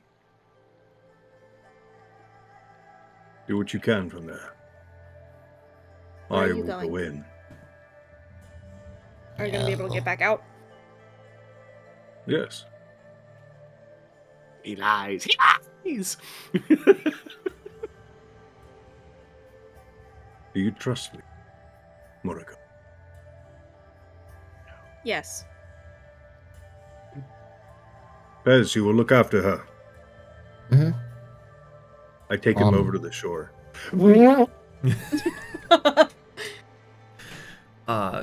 Thankfully, with the shark's movement speed, I'm not going to have you roll against fighting the current. So I you- am the current. You are you are able to get to a relatively safe spot of the shoreline, the new shoreline, and let them hop off. Pez may need some help as the mud and the silt here would just kind of like just kind of suck him in. But you're gonna shot put him. I'll allow anything. To the driest patch to get him furthest away from the muck. Have you guys ever thrown a rock up really high in the air and watch it just go into mud? Yep. Pez. I do that. He in my doesn't 30s. bounce. He just.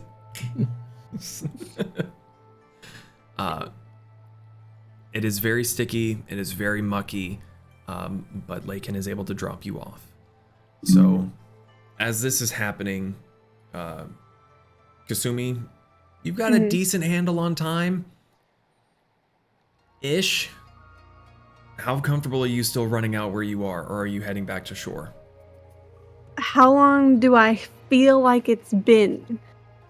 Make an intelligence check. Oh, goody. And Zon, be thinking about what you're doing, because I'm coming to you next.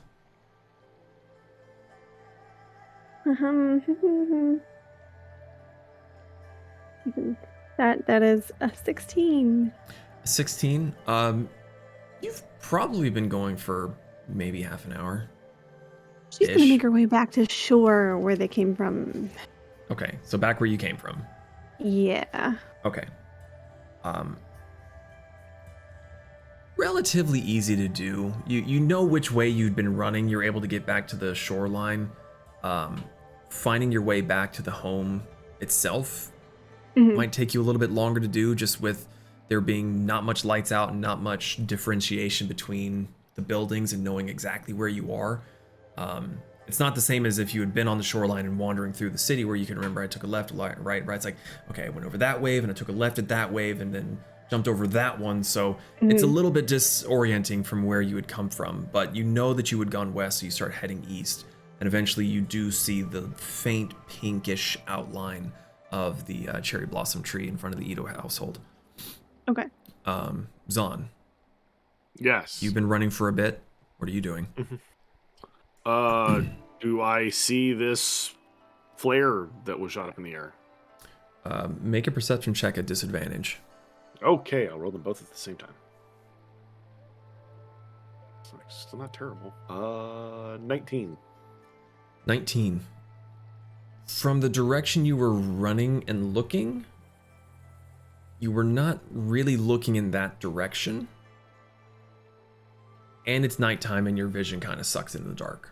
So... Wow, way to call me out. You might jump good, but you can't look good. You don't see a flare. You don't see much of anything of note.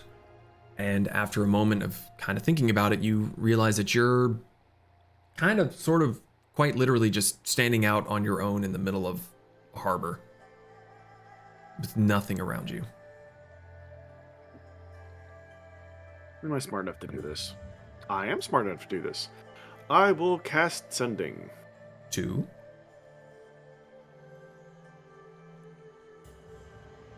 Well, they were all together. Moriko, fuck it. Okay. Yeah, okay. Moriko, have you found anything? I can't find anything, including Kasumi. How many more do I have? 7. 12. 12. Can you tell me which way to go?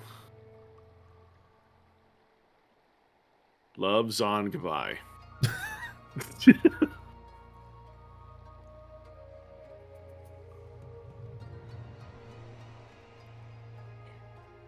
We found a sinkhole, one word?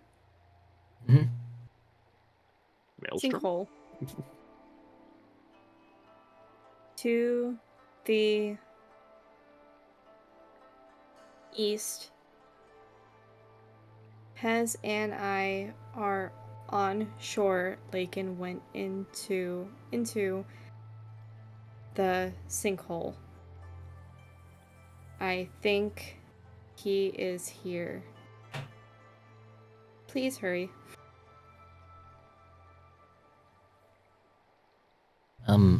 Real quick, just more like game mechanic wise. Mm-hmm. Whenever anyone does sending and they're like talking out loud with their fingers, is that like out loud or in their brain voice?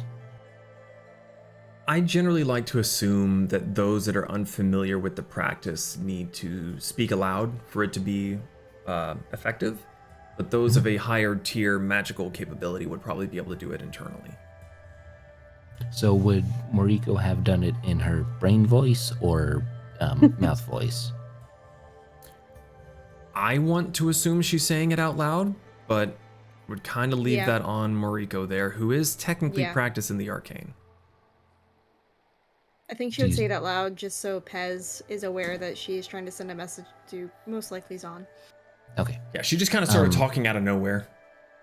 Would I be able to, given my surprising high intelligence, be able to determine that she is talking to our party members and be able to cast Flare into the sky? And by Flare, I mean Scorching Ray. Because it has 125 or 120 feet range. Having seen the spell be used before, you are familiar with it. And I would, with how she's being very familiar and very straightforward, dropping names and directions, she's probably speaking to your party members. You can certainly try to fire off Scorching Ray if you want. Yeah, I'm going to do that. Scorching Ray happens to be a 2nd level spell, so burn one of them. So there goes a flare into the sky. Probably hit a bird. Okay. So Zahn, you hear back from Moriko. What are you doing? Looking around to see if I can see Kasumi. If I cannot, I will start running that direction, but getting closer to the shore to see if maybe I just bump into her as I'm running past. So are you going straight back to the shore? You kind of, like, when you say you're running that way, are you running to the east where Moriko said that they had gone? Or are you going back to the shore and... So, imagine me, shore, diagonal line for curling. Up, okay. East. North. Okay. So, trucking along. Excuse me. Are you gonna let Kasumi know if you can't see her? I'm hoping that's why, the diagonal towards the shore. You do not run into Kasumi on your little jog. Because you'd kind of gone up and this way. She'd gone straight that way. She kind of went down to the shore and over, and you kind of just went this way. So, you do not encounter her on your way back, sort of towards the shore. And as you were getting closer and closer to the shoreline, you're not seeing any small, tiny white fox thing that's great at stealth. And Pez, unfortunately, for how far away you are, and with his relatively not great nighttime vision, is not able to see the flare that you sent up. Do I at least see the town that we came from? Yes. The details are a little bit sketchy, because even with the moons, it is still relatively dark, and a lot of the lights are not on, but there is the general blob of landmass and structures that you can see in the dark. Okay, thaumaturgy. Okay. Kasumi, run east! They're east and ish north, along shore. Make a perception check. Me? Yes, you. Disgrace. 9. You don't hear shit. Yep. Why do you keep saying no? That's what Zahn says. Once again, you bellow out into the harbor, and you're not sure if anything happens. Would I do anything else? No! Oh, no, I do fucking nothing. Other than I was going to say, define nothing. Do you just stop on the shoreline? It's like, you know what? Fuck 'em. 15 to 20, try message again. 10 to 15, maybe thaumaturgy again. Natural 1? I don't give a fuck. Right. This is why I don't like splitting the party. So you just continue running down the shore? Yeah. Okay. So Zan is heading east. Kasumi, you're back at the Ito household. Sitting on the pier. Yep. Like, she's out of Foxhorn. She's just kind of sitting there, like, crisscrossed legs on the pier, just, like, looking around, like, where'd everybody go? After a little bit of time, you hear very, very soft footsteps as Tamami comes out with a little cup of tea. She kind of comes out and sits next to you. She looks over at the little girl and she's like, oh, hi. Hello. How is everyone doing? Mom woke up twice today. Oh, that's good. Yeah. Have you heard from your brother? No. Okay.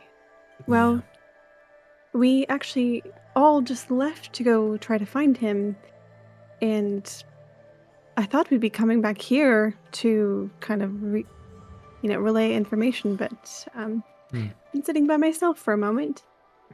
Yeah, I saw you. I thought I'd come out and get you something to drink. That's for me. I put some of the moss water. Well, you didn't have to do that. Yeah, I did. You didn't have to do that still wearing the mask. What kind of tea is it? She kind of looks back at the house and then back at you and gets like real conspiratorial. It's Dad's good chai tea. Kasumi's eyes get wide. Can I have? Yeah, I brought it out for you. Can I have the tea you brought for me? I'm not gonna ask. You're not just gonna take it from her. And I realize I said chai tea. I meant to just say chai, but It's fine. I say chai tea too, and I know it's wrong, but it's still it makes me feel sounds wrong to not say tea. Yeah, there's no way to go about it. You feel dirty not saying tea, and you feel dirty saying tea because you know it's wrong. The box says chai tea. It's wrong. You want some coffee with your cream? Yes, I do. Isa, what about it? That's how much I like it. Same.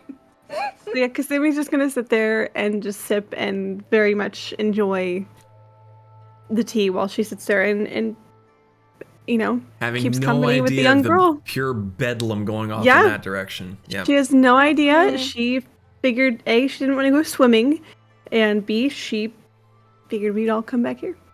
I feel bad. Okay. So, with the sending happening, Pez trying to shoot flares, Zon running along the ocean, Lakin, what are you doing? So as I'm ripping towards this emulsification of landmass giving away to ocean current, I take 100 gold out of my pouch and I drop it into the sea. And I say a little prayer to Seto.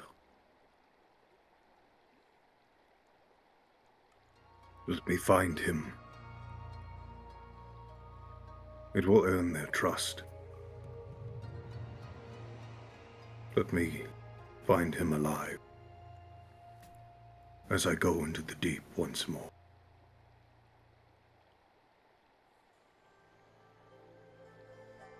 And I'm literally hauling ass at this whole shark going in. And neither I nor the shark need to breathe. Okay. You go over the ledge. And it is a plummet. Straight down. Even your range of vision cannot see the bottom. 240 fucking feet far. You're riding a water roller coaster. You are still unable to see the bottom. You're going down at dead. I hate you guys. But I'm free falling. There's that weightlessness in your stomach as you go into pure free fall. And you fall for what feels, maybe not for you an eternity because you've been around for a hot minute, but it's an uncomfortable amount of time that at one point you kind of felt yourself lifting from the shark, but you kind of clamp your legs back down. Your steed has an AC, like a health pool, correct? Nope. No? I need to refamiliarize myself with that particular spell.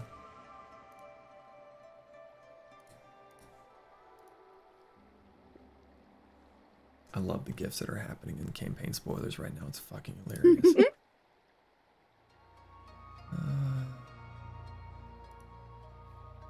It says it uses the stats of a riding horse. Okay. So,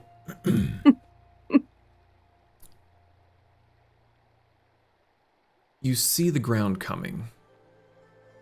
I have something prepared for this. What do you have prepared? So, as soon as I can dismiss the horse instantly, Mm-hmm. and then I can cast Far Step on myself and teleport to a standing position at the ground. Okay. So you're coming down, rocketing. Yep. Basically. Okay. So you land, and your feet slide a little bit. The ground is not flat, it's slanted. And between that and all the water rushing down, you're beginning to lose your footing a little bit. Like you can kind of fight it, but then there's a big gush of water that comes crashing down and kind of hits into your calves, and it's making it very, very difficult to keep your footing. Is this like solid rock? It's loose rock. Loose rock? Perfect. I'm going to pull out my hand axe and bury it into the ground and get myself low to spread my weight out. Okay. And I want to see what I can see with my 240 feet of dark vision. You in this cavern. So this hole in the ground is best guesstimate 100 feet or more. It kind of seems to undulate. There's parts that overhang and kind of pull back. The hole in and of itself seems to open up into what looks like it might even be other caverns, or the rushing of the water has just pulled in more ancient sediment and bedrock down into it, and just cave in after cave in. It's not a straight hole down. It seems to go down quite a ways, and then it seems to slope further and further down. And as you're peering through the gloom, you see flickering lights further down into the hole where the water is currently rushing.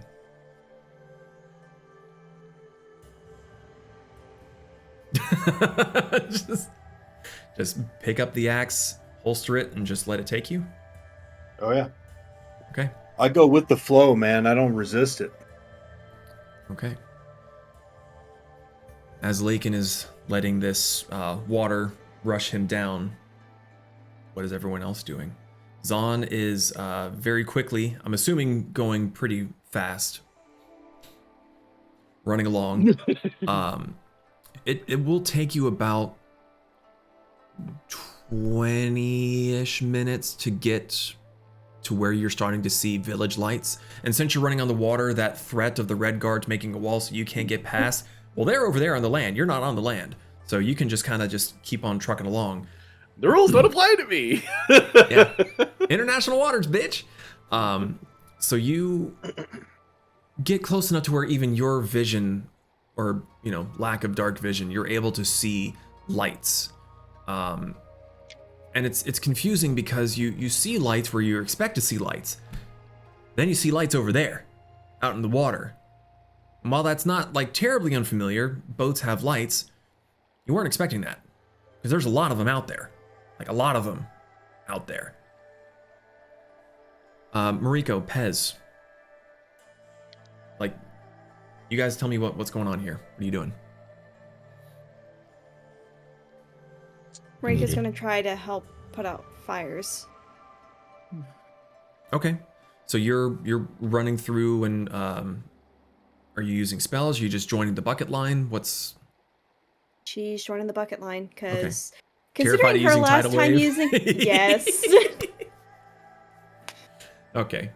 Pez, are you assisting as well? Are you doing anything in particular? Yes. Okay. I'm assisting. I was gonna see if like anyone else needed any help, but yeah, I'm a line of bucket. Okay. The general conversations they're so panicked that they're not using common, they're using their native tongue. But it seems very, very clear at any given point in time what's going on and what they need help with. You show up, no one questions it, they pass you something, it's a bucket of water, you know what to do with the bucket of water. Someone passes you a shovel or an axe or something, you know what to do with it to go and help dig something out or whatever needs to be done. The language barrier is not so much of a thing at the current point in time. Kasumi, you're still just hanging out with Yep. Tamami. There's no way to communicate with them. She knows that this is where she left. So she figured that they would know this is where they can find her. Well, So- so not there. Zon, you will eventually get to the area. Your ears hear it before you really see it. The roaring of the water, crackling of fire, shouts, calls for what sound like calls for help, just the general chaos. It's relatively familiar to you, but you're usually the cause of it. Haha! It's not me for once. Fuck. So you get there. What are you doing? Can I see what's on fire? Because I'm guaranteed I could probably see that.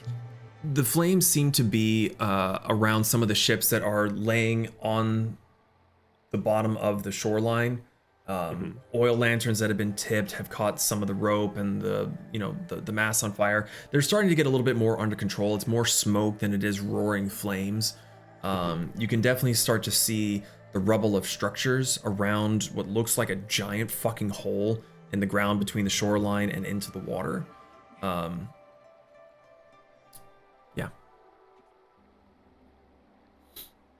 I'm gonna go to the shore first Mhm. and just see if I can find any of my friends. Make a perception check to see if you can locate them. Look for the bright pink. Where's the highlighter? Where's the 8 plus highlighter? 9 is 17. It takes you a bit.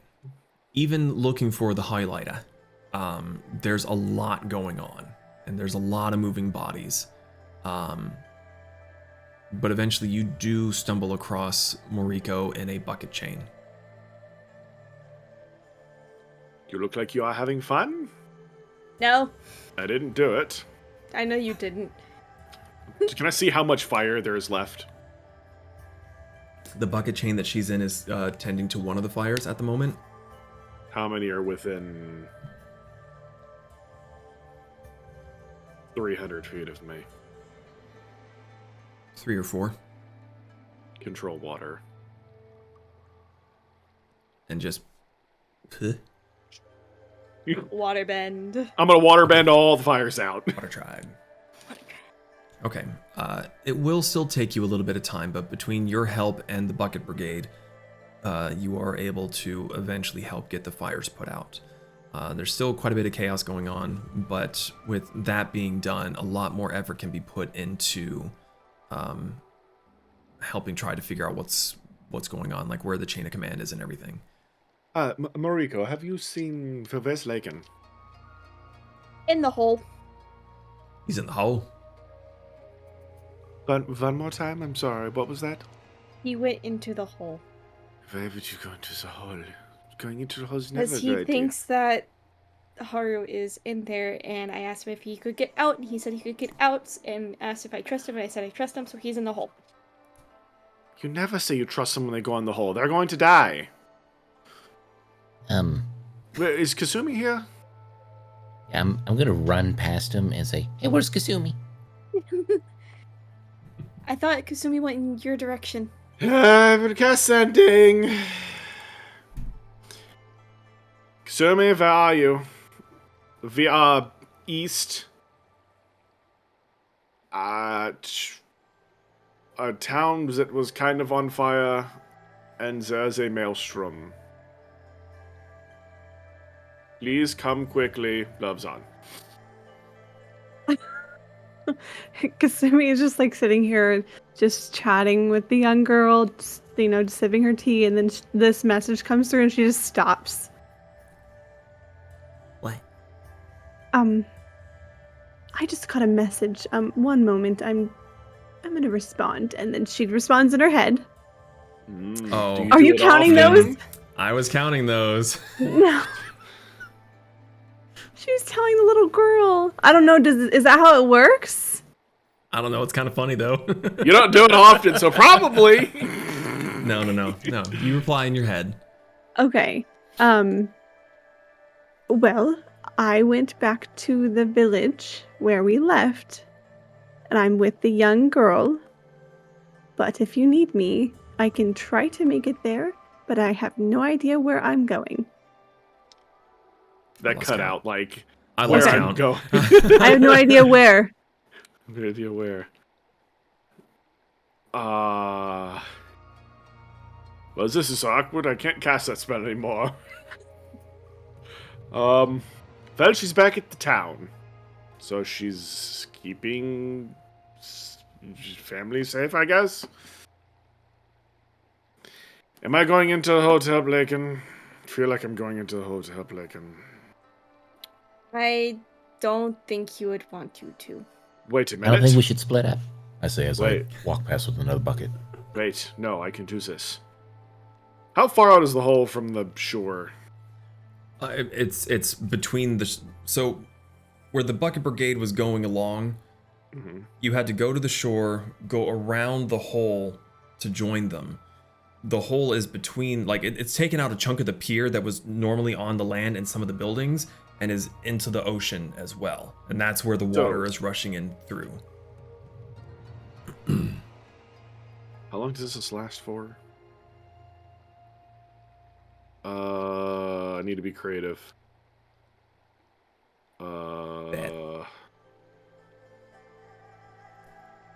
So, there's, like, the hole and there's, like, a line between, like, you can draw a line from shore to shore from where the hole is, correct? If you were standing on the pier that didn't fall into the hole, you could look straight across and see where the other pier was. And okay, I'm gonna go there, and I'm gonna control water again, and cast it to hurt the water. To straight across. Are you parting the Red Sea? So that the water is parted and stops going into the hole for a time being. Okay, Moses. Okay, hold on. Be original. Oh, and fucking Jim Carrey.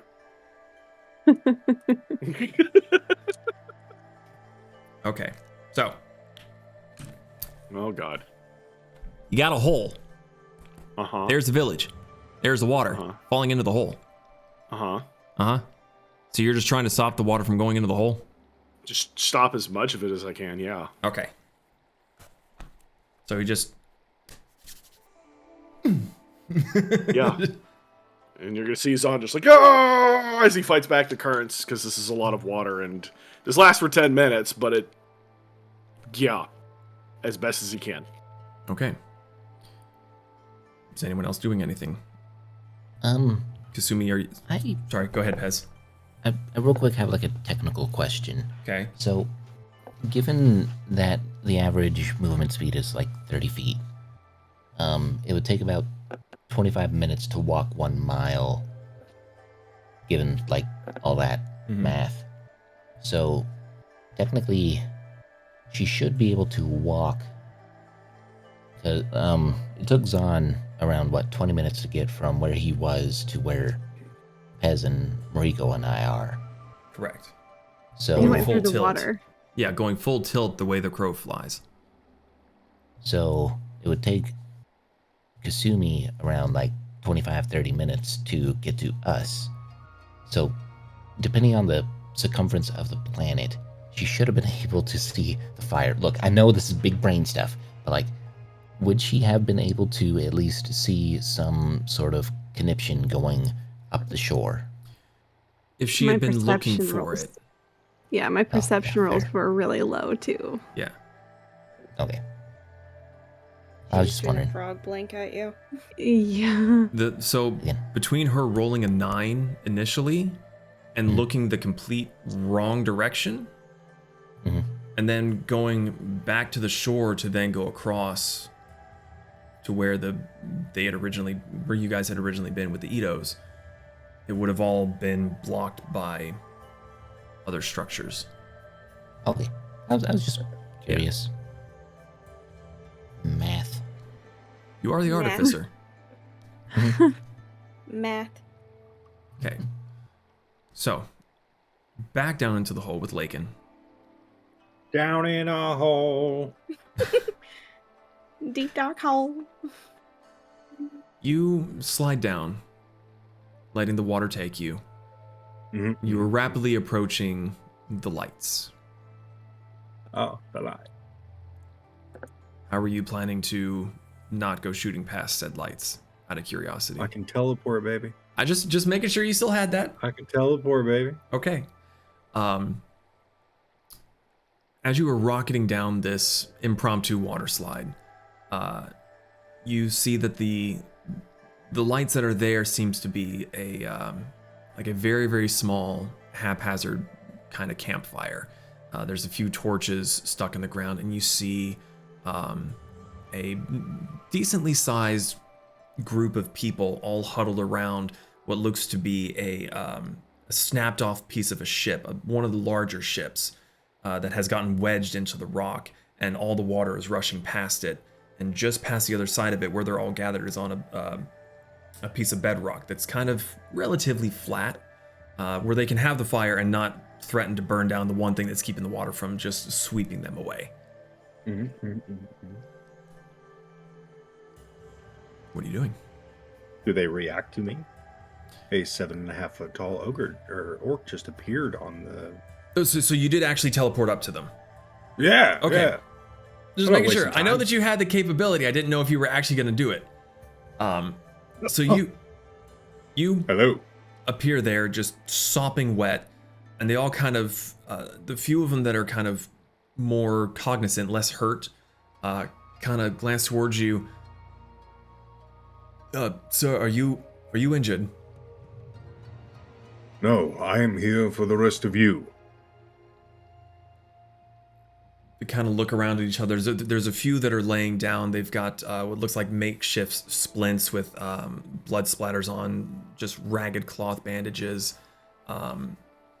There's about 20 or 30 people gathered around this small little fire. Just some of them shivering. Some of them seem hardy enough. They're kind of standing, keeping watch, looking around at the water where you would come from, maybe looking for more people to come down. How do you intend to help? Well, I have a group of people above that are quite capable. I just wanted to make sure that there were survivors down here. Is this all of you? All that we've been able to find. I did see a few washed further down, but the current was too strong. We want to go and get them, but we fear we wouldn't be able to come back. We don't know what's down there. Okay. This looks like this structure that they've been able to find solace in. Does it look like it's good? Like it's not just gonna go away, get swept off? For the very crude drawing, it's like they're on a rock with a ship that has just been wedged up against it. And from the sound of the water slamming against it, there's no creaking. There's no, at the moment, it doesn't sound like there's any shifting. And as you were having this conversation with them, the sound of the water begins to subside slightly. Can I see the hole from where I'm at? No. You can see where it's arching up, but from up top, it just looks like a straight pit down. It wasn't until you had landed and stuck your axe in that you were able to see down the slope towards them. And even with your 240 feet of vision, this hole goes. Okay. All right. So, there I was. With a lot of motherfuckers, and I need a lot of motherfucking help. Bible in my left hand. You can do AK it. in my right. The machine gun preacher's what they call me. Okay. Dungeon Master, stay with me. Focused. We're going to get a little creative. I cannot teleport with other people. That is just not something I have access to as of yet. But what I can do is get out of this motherfucking hole. But it's going to require some imaginative things. I'm listening. 'Cause I need to be able to get within 120 feet of the hole.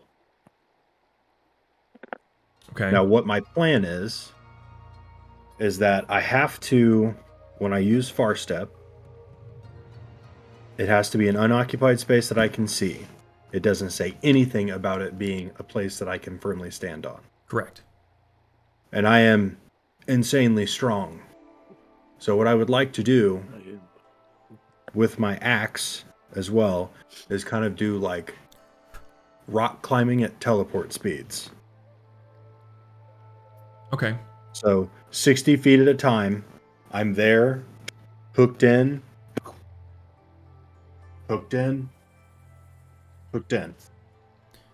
Okay.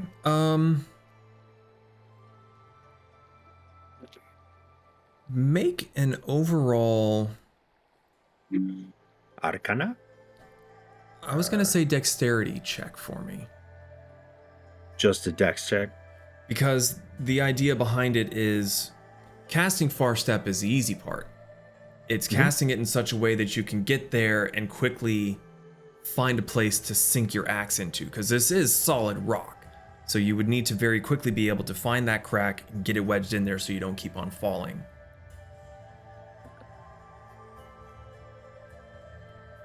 Well, this is going to end horribly.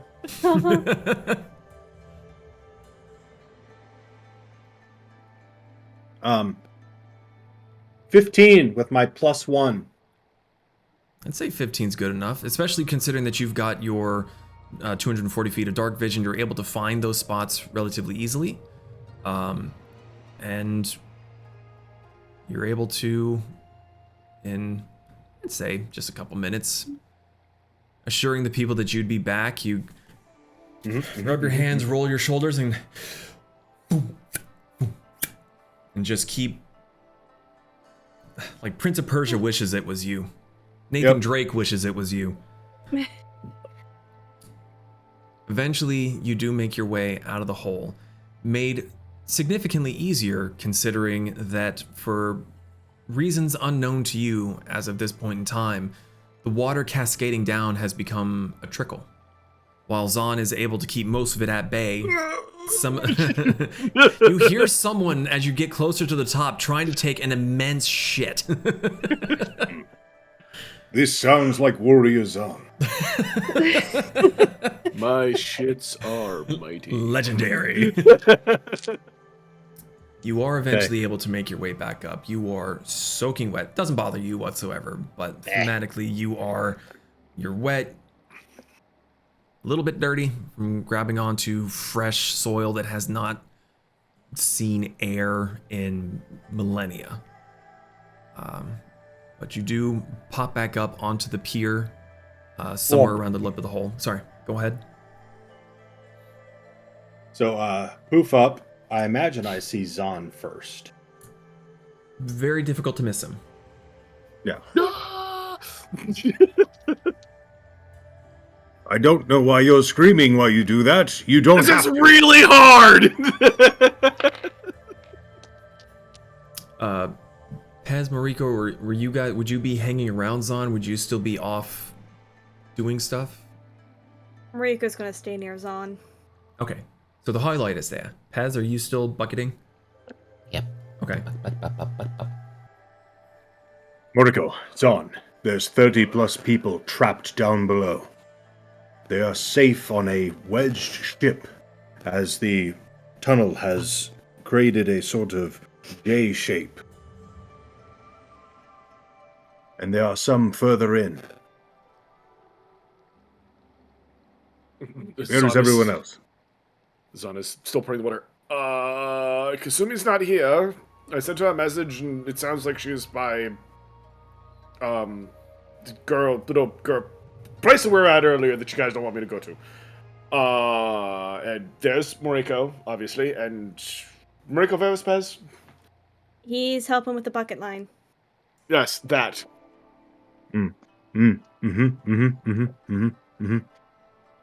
I fire a ice blast up into the air. Okay. Does Pez see it? Pez, what's your passive perception? My PP is pretty decent. 16. 16. Considering how much you're going back and forth, you do see a weird, shiny, sparkly thing going up into the air where you had last seen Zon and Moriko running off to. That looks familiar. Bucket. Very shortly after you fire the ice spike into the air, you see a bucket approaching you at breakneck pace. Yes. All right. Ma'am. Do any of you have the capability to either fly or teleport? Turn into things. I don't know. Can I fly? I feel like I can fly. Giant arachnid. Something. Tomorrow. BM, I have a question for you. Yes. Would Moriko know what a Quetzalcoatlus is? Like, maybe there was one she saw in the Pedal Mountains because that place is fucking weird. I cannot fly. Roll for a weird. Weird check. Make a I got nature a check -3. for me. Okay. Advantage. Pack Just tactics. straight roll? Nature. Or but straight nature? Yeah. With guidance. With guidance. You need to make up a word that you would say when you Guidance. cast guidance. I touch people when I do it. I don't say But you anything. don't say anything? I thought it was a No, I verbal. just touch people. Caress them. Yeah. because of Whenever what I am, Lakin I don't sees have to be somebody verbal. thinking really hard, he just goes, No, guidance is verbal. There. It is also verbal. I don't have to use verbal semantics. Oh. 31. 31. Damn! You know all of the animals forever. She found a picture book. You want to know my in the math? library. No, I'm good. I'm okay. Jesus. Listen, I just got berated by Pez attempting to do math. I don't need to know your math, too. Look, apparently post-drunk Pez is really good at math. Show your work. There. You have seen... Ma'am! I'm sorry. I can't have caffeine. I'm sorry. You are aware of what a Quetzalcoatlus is. Are you able to turn Moriko's- into something that big?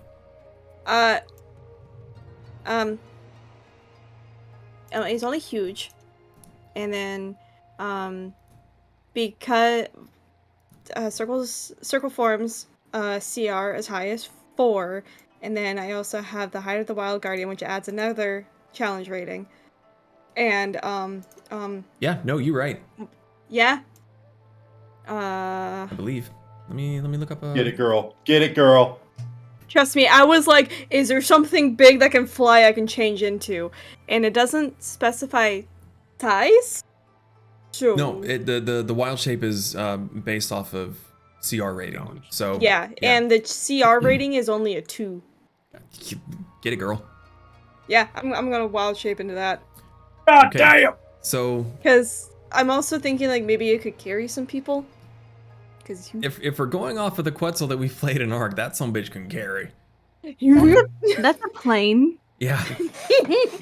So Moriko Mariko's turns become into a plain. bright pink fucking like Cuban aircraft, you know, drug runner kind of plane. AC-130 standing by. Dropping load. Oh, Highlighted no, one coming please, in. God. Oh no, I was thinking Pez with his bucket, No. not the other one. I'm sorry. Oh, gross. Ew. So you don't see that every day. So, Moriko, you have Throw Pez up into the air, teleport to the back of the Quetzalcoatl, and catch him. in the bucket. Oh, okay, do me a favor, In the guys. bucket. Guys, do me a favor. Hurry, because I can't do this forever. Keep going, warriors on. You can do Mariko's it. gonna go down. Come on, if Goku can scream for 3 seasons, so can you. PM, depending on how loud I scream, do I get extra time on my Fuck spells? No. You guys are fucked. If Go you can't faster. taste blood, you're not controlling water hard enough. And Mariko's flying down into the hole. Okay, so You're gonna scare the shit out of those people. Kasumi's just sipping tea and Let me So know when...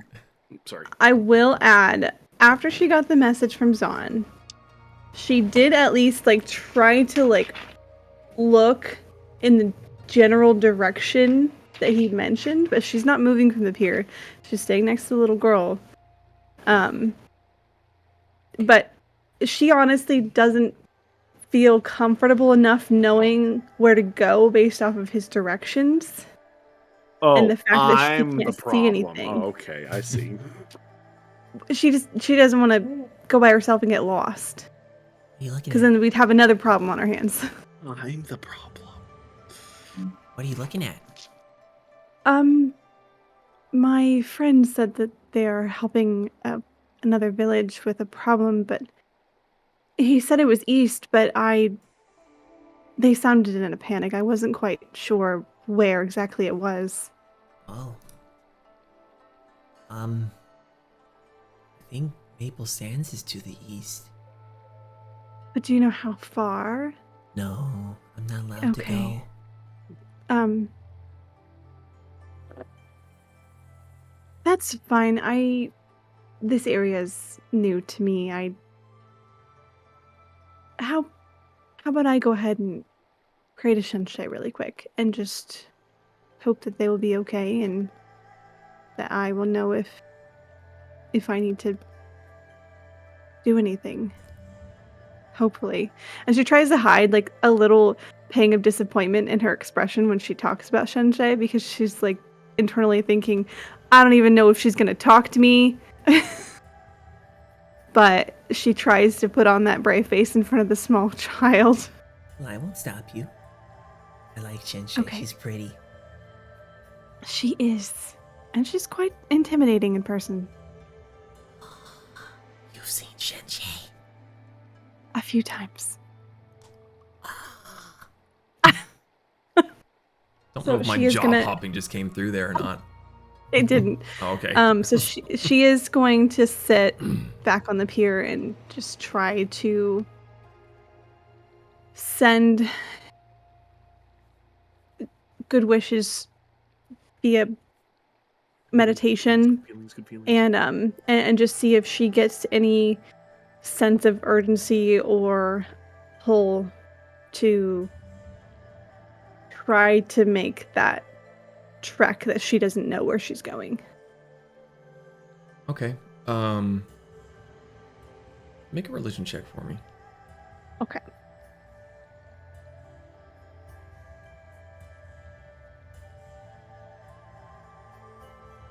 All right. Let's see. That is a 14. 14. You sit for a bit, and your touch and go relationship with your deity kind of muddles your mind a little bit. You're uncertain uncomfortable. You're not really sure. There's a lot of trepidation. And it seems to interfere with your ability to calm your mind. There's a bit of doubt.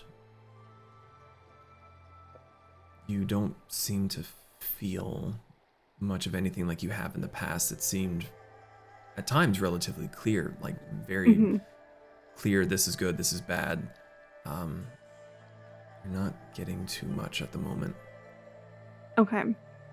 If she doesn't feel like that natural, like, gut instinct to move and to rush, then she's going to remain. So she's going to just try to listen to her intuition, regardless of her lack of strong communication with her deity. She's still just going to try to listen to her gut instinct. And since she's not getting that immediate danger pull to start running recklessly in one direction, she's gonna remain with the child. Okay. You sit there for a bit, and after a moment you feel a little presence. Then you look over, and it's Tamami has come and sat down beside you. And she's quiet. Kind of alternating between looking out at the moonlit ocean and you. Did you hear anything? I didn't hear or feel an immediate sense of severe danger. But I think there's something telling me that I'm better off staying here. Just in case your brother decides or somehow comes back before they do. I mean, I don't know your friends too much, but are they gonna be okay if they're dealing with bad stuff? She tries not to laugh, but she gives like a nice a nice warm smile, and she's like, yes, they are a very powerful group, so I have good feelings that they will be okay. And if they weren't, I would like to hope that my intuition would tell me otherwise, but they're very strong. Okay. I think you're okay to come inside if you want, but I think I'm gonna go lie down. Go get some rest. I'll be okay. But also if you see a small fox sitting out here, and she is gonna go into fox form for a moment and just kind of sit there and like look up at her, do a little head tilt. And then she's gonna go back. She's like, just know it's me. That was so cool. I really hope I'm not dreaming. And she goes on inside the house. No. All right. So, scooting on back over to the puddle party. The whole party. MLP en route. Moses The and MLPs. save the day. So, the four of you atop Moriko's back go straight down into the hole. Moriko, what's the the wisdom modifier of the Quetzal? Is wisdom 101? She should keep her intelligence stats. You're right. So wait, my wisdom or my intelligence? Your wisdom and intelligence and charisma. Yeah, But so what you is just Ian get the asking physical. for? I was looking to see what the eyesight of that particular creature was. Your general perception as that creature. Because you are able to wild shape into things like giant eagles and owls and stuff that would give you night vision if you don't have night vision, as an example. Just have not looked up that creature. Let me take a look, Steve. I have it up if you want the link. Yes, please. Oh, please. Yeah, whenever I wild shape, I always pull up the creature on one of my tabs. Well, he appreciates that. Ooh, there you are.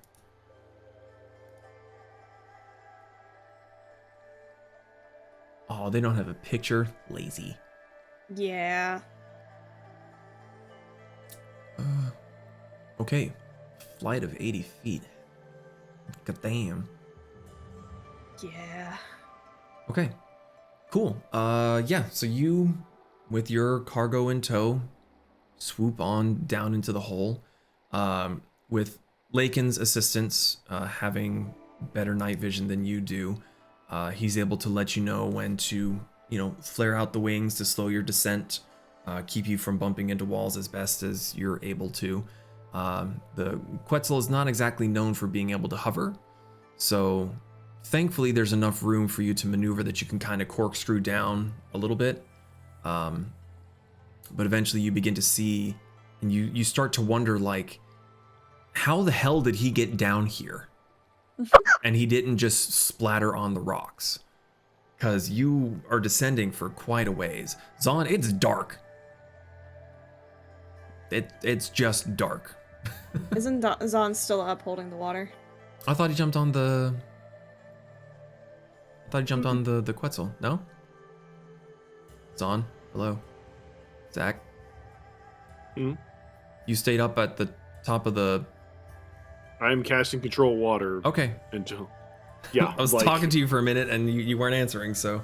Sorry, I was reading my spell. I'm just trying to figure out if there's something else that I can do. Okay.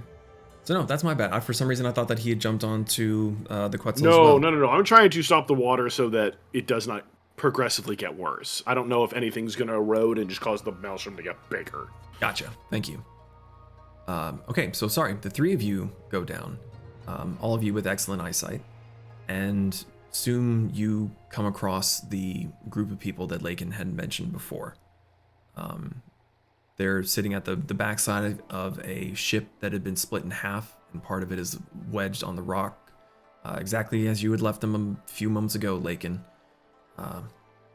So all of a sudden, this big leathery winged thing comes swooping down. What are you guys doing? Poof. So you poof from there down. Okay. Real quick. With Scorponok being a large beast, how many people can he carry? At most one. Oh. Alright, never mind. God, I don't like that face. All right. Face. James was making a face. So, Lakin, you teleport back down, and the person that had been speaking to you before steps forward. Welcome It's back. a druid. What? It's a druid. She's gonna Ow. try to, land and, perch and, use grippy claws to stay perched. On the rock?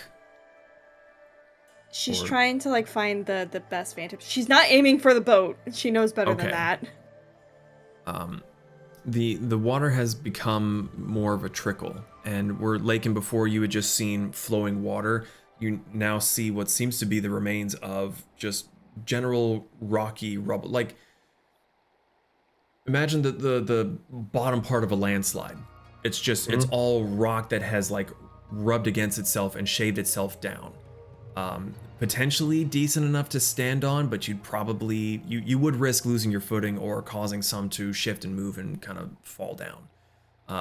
But the water is, as of this moment, not really visible. You can still kind of hear it trickling through the rocks, but it's not that cascade that you had arrived on. Yes. I need to know when 20 minutes has passed. Not Because yet. the water's... Oh, okay, good. Because the water's going to get a lot faster after 20 minutes. Okay. All right. All right. Has Moriko found a place close to where we could start getting people onto the back of the Quetzal? with the lack of water falling down, while there's not enough space for all of these people and her to land, for her sheer size, she's able to get a foot down onto the rubble and kind of keep it from, get a decent grip. Like, she's not going to get an ankle caught in there or anything. She's got enough surface area to plant a bit. How many could she take at a time? That's a huge creature, but the strength.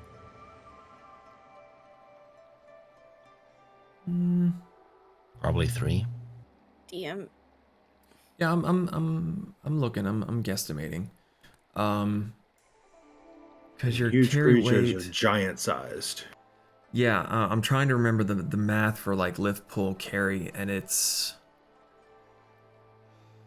like 9 times your strength, but then it's tripled. What's the strength score of the Quetzal? 15. 15? Yeah, but then Okay. it's also And tripled. it's huge. Yeah, I'm trying to remember what the math is for it being huge. It's like tripled or like quadrupled at that point. What's its strength score? 15. 15. And if It's it's a times, plus let's just say it's triple, it'd be 1350 for the Quetzal. If the math that I did is somewhat correct. Yeah, let's see here. When you play D&D, expect to do some math. Math.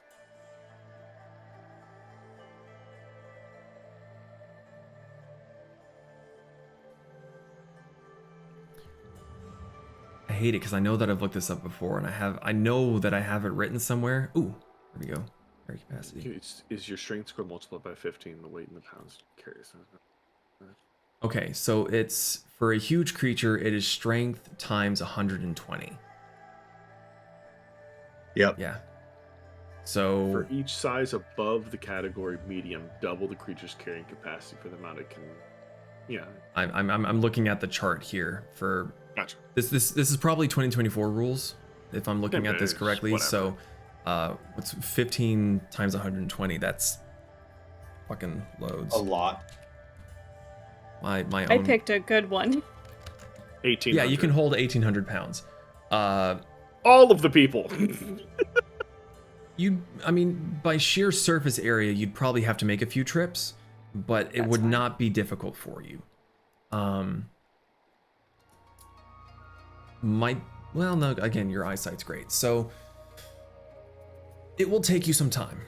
It is a decent ways up and a decent ways down, but eventually you will be able to get everyone out of the hole. Yes, sir. Are there... Down. Say again, Pez? Oh, I was just gonna say, while they're ferrying people up and down, if I could do some investigation to figure out how this hole was created, whether it was by a creature or by some other means. Okay. And I'm going deeper. Okay, so we got a few things going here. This will be fun. Mm-hmm. So, Pez, make either a nature or survival check for me. Moriko, were you gonna say something? Oh, actually, Lakin covered what I was gonna question. Like, what if there's people deeper? Okay. So, Lakin, you're going deeper into the hole. How far are you going? And how are you going? Are you just gonna walk it, or are you gonna poof, poof, poof, poof, poof, poof, poof? I'm poofing, baby. Speed's what we need. All right. Yeah. Pez. Natural 20, so 26 for survival. Fuck. Jesus. You have no room to talk, madam. Miss, I rolled a 31 for nature. Just out of I curiosity. can tell you the math I had. Did you do nature? Or did you do survival, Pez? Survival. Survival. Okay. So you kind of, with the water not moving much, Zahn, I would say it may be the third trip down with the Quetzal, you lose your ability to hold the water anymore. No, that's not true at all. I will use my go potion of spell recovery, and I got a 5, which you can regain 2, 3, 6. So I get 1 4th level spell slot and 1 1st level back. Okay. And I will cast Control Water one more time. All right. Hey, Mariko, please. This is not easy. So Pez, with the water still being held back, you start looking down because it's the closest thing to you. But with all the rubble, there's not much really to see. So you start looking at the walls around you, and you see what looks like, I say horizontal because I don't think I have a better word for it. The direction the tunnel is going, there's striations that go that way, like marks in the rock, whereas the rock layers would be, whatever angle they're at, there's cuts, almost gouges that seem to go in the direction of the tunnel that was made. This is not natural. Would it be would I be able to determine whether it was mechanical or organic in nature? Considering that you went with survival and you had such a high roll, you don't see, these don't look like tool marks. They're too inconsistent. And there's no residue or scuffs from metal being left behind. When you scratch something with an axe or a pick, you kind of leave that white chalky kind of residue behind. It doesn't look anything like that. Whether that has been washed away by the water coming down, but regardless, none of this looks, it's not naturally formed, and it doesn't look like tool marks. Okay. Okay, so with Zahn chugging down a potion of spell recovery, he's able to keep the water at bay long enough to get the last person out of the hole. Lakin is bamfing further down. Yep. It's a little bit more treacherous, just because of you kind of appearing and reappearing on the kind of relatively loose rubble. You kind of stumble a little bit, but not enough to really hurt yourself. And it seems to kind of level out at one point, and then it dips down again, and it goes even further down, levels again, and in a few of those dips that you teleport into, you come into ankle deep water, calf deep water, barely splashing, barely a puddle. And then you finally, after maybe 5 or 10 minutes of just constant going further and further, it dips down again, and it's just deep water. The roof of the tunnel just kind of curves down and disappears into the water line. Have I seen anybody else? No one. Any sort of refuse or shredded clothes, any sort of people were here and maybe lost themselves in the water, or anything like that? You have definitely been seeing debris. As far as whole bodies or things that are specifically clothing related, nothing that's discernible. You have seen strips of cloth, but it could have been a hemp sack. It could have been part of a sail. But it is strewn down this far. And there's you can even see some floating in the surface of the water where the tunnel seems to end at this point in time. So I imagine it just keeps going. And down. even with your dark vision, it's tricky to see in here, because there's dark vision generally works off of little tiny bit of light. There is almost no light down here. Well, generally speaking, so it's the detail is getting harder for you to discern. You can still see, but without there being any light whatsoever, it's tricky. Because the only thing that I would rebuttal is that my enhancement of the dark vision is through the pact. Let me take a look. See. Where I have devil sight. Warlocks get that crazy. Oh yeah, no, I take that back. Yeah, you see normally in darkness. No, carry on. Thank you. I just wanted to make sure that I can really see if there's any people down here that need to be rescued. You have not seen bodies, but you have seen stuff that looks like that things were owned by people down here. Yeah. But as far as a actual person, nothing. The people that were on that rock seem to have been, at the very least, very, very lucky. And the only reason you were able to stop yourself is you had a tool to anchor yourself at first, and you were able to bamf around. But you can see how very easily someone that had nothing like that would have just been carried down those rapids. Just swept. The water was deep enough that they could potentially avoid fatal injury, but they would definitely get banged up bouncing off of some of the higher up rocks that were there. But there's a potential maybe that someone made it down this stretch, possibly, with how much water was coming down. I'll recast Far Step and GTFO. Okay. Like all the way back out, or just going back to, well, I guess if you go there and you don't see anyone around, then you yeah. Well, actually, let me put it this way. Moriko and Pez, when you get the last couple of people out of the hole, you haven't seen Lakin for a little bit. What are you guys doing?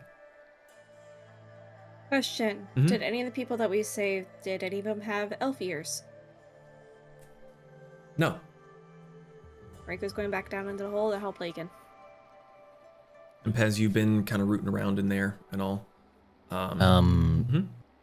Seeing Moriko go down, like before she surpasses me, I'm going to reach up, grab a claw, and woo! I've invited myself to this party. So you've gone down to where you had been picking people up, and Pez is there, and he's, doing the uppies thing, grabby hands. Are you staying there waiting for Lakin, or are you gonna try to go further in? I'm gonna grab a Pez and go further in. Okay. There's a brief moment where you are both, like, Lakin is poof, poof, poof, poof, poof, poof, and you're whoosh, so you kind of like, skirt, wait a minute. So you do kind of reconvene in the middle of this tunnel, and, coming to land, the rock is very, very loose. You kind of stumble a little bit, but you're able to get your, wingspan down to kind of brace yourself enough. What are you guys doing? I poof onto her back. Okay. I have found no others. That's all I say to Moriko. We need to go back up. If Moriko spoke as the Quetzal, would anyone understand her? Well, not currently. What is the intelligence score of the Quetzal? Well, it's her intelligence. That's funny. Well, it needs to have a language. It has no for language. her to be able to speak. It's a -4. Yeah. No. Could I have? You can go. Preemptively casted Speak with Animals, seeing like how they were traveling and all that. Well, how long does Speak with Animals last, and do you have the spell slots for it? I have a lot. Speak with Animals, 10 minutes. I can cast it. I mean, you don't have to preemptively do anything. If you feel like this is the time to talk to Moriko, then cast a spell. Okay, then yeah, I'll cast it. Okay. Speak. Would it be disjointed, or would Moriko speak like she normally speaks to Pez? Considering that you were inhabiting the creature, I'm going to allow that you're just talking to him. Maybe just a little bit more bass. Have you tried calling out to see if anyone is maybe under the rubble and could pitifully cry out? I relay this information. There is none. Deep And there are no sigh. dead bodies either. Fly up. Okay. Moriko flies you all back up. Pez is making Quetzal sounds just for the hell of it.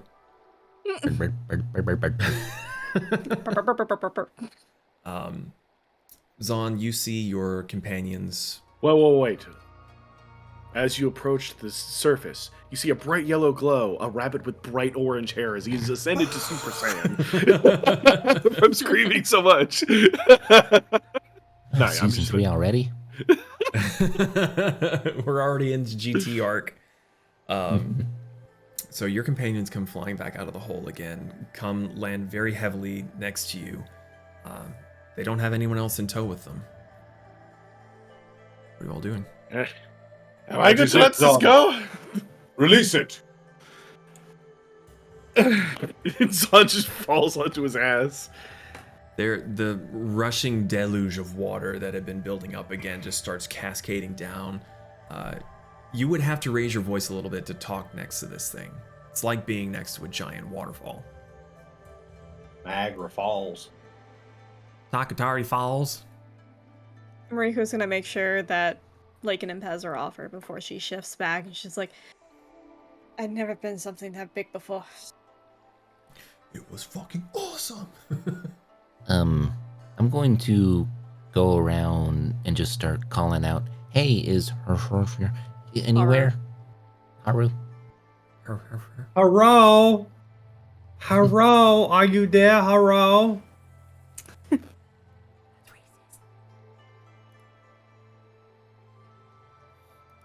Yeah, I'm just yelling out, asking if he's around. You don't hear a reply. There's quite a few people that are embracing each other. Just glad to be alive. A bunch of them come over to thank all of you for helping them. One of them comes up to you and seems fairly distraught. Was there no more? No one else? How many were there originally? I don't know. My wife and son were in this area, just taking a stroll from what I knew, and I have not seen them. I don't see them in those what were rescued.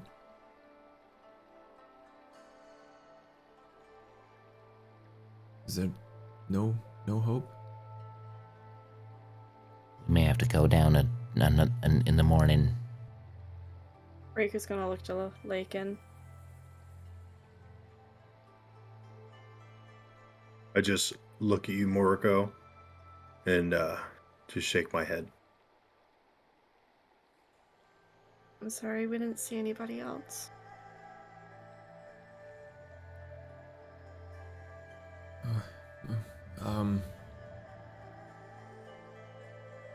He lost for words, just gives a short bow and just stumbles away.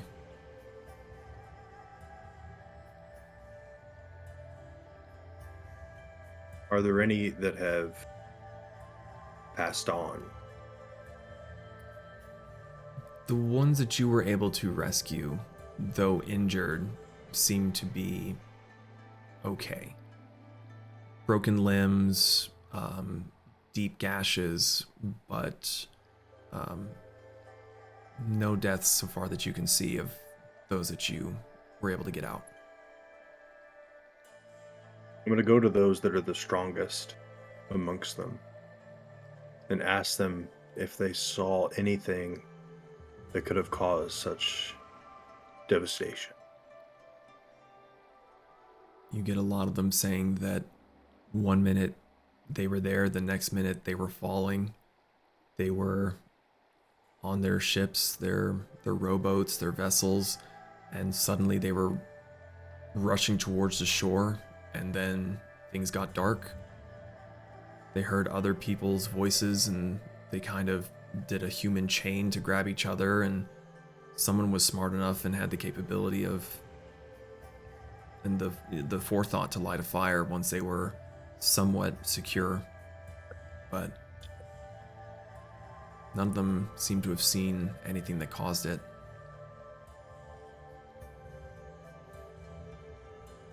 I go back to the group. I need an hour of respite, and I will go back in again. Did you ask if anybody had seen an elf, by chance? What I've heard, Moriko asked this. Was it you, Consider that Moriko, or Pez who asked? When I was calling out for a specific name, I asked the DM if any of the survivors had elf ears. I just meant if anybody had seen an elf when the whole thing had happened. Are you going to ask, or are you asking one of your fellows? One of my fellows, because Zahn is on the ground on his butt, tired.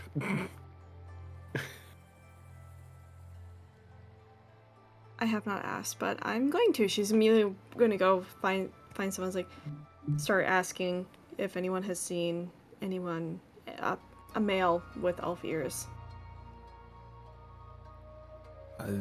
Everything happened so fast. It was just chaos. There were many that I saw that we could not save. They went further into the hole.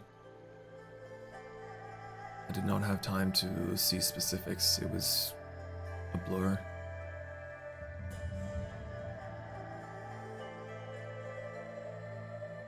I'm going to, try to talk to all of our party members. We need to get Kasumi here so that all of us can go down back in there. I need to sleep. I need to recover from this.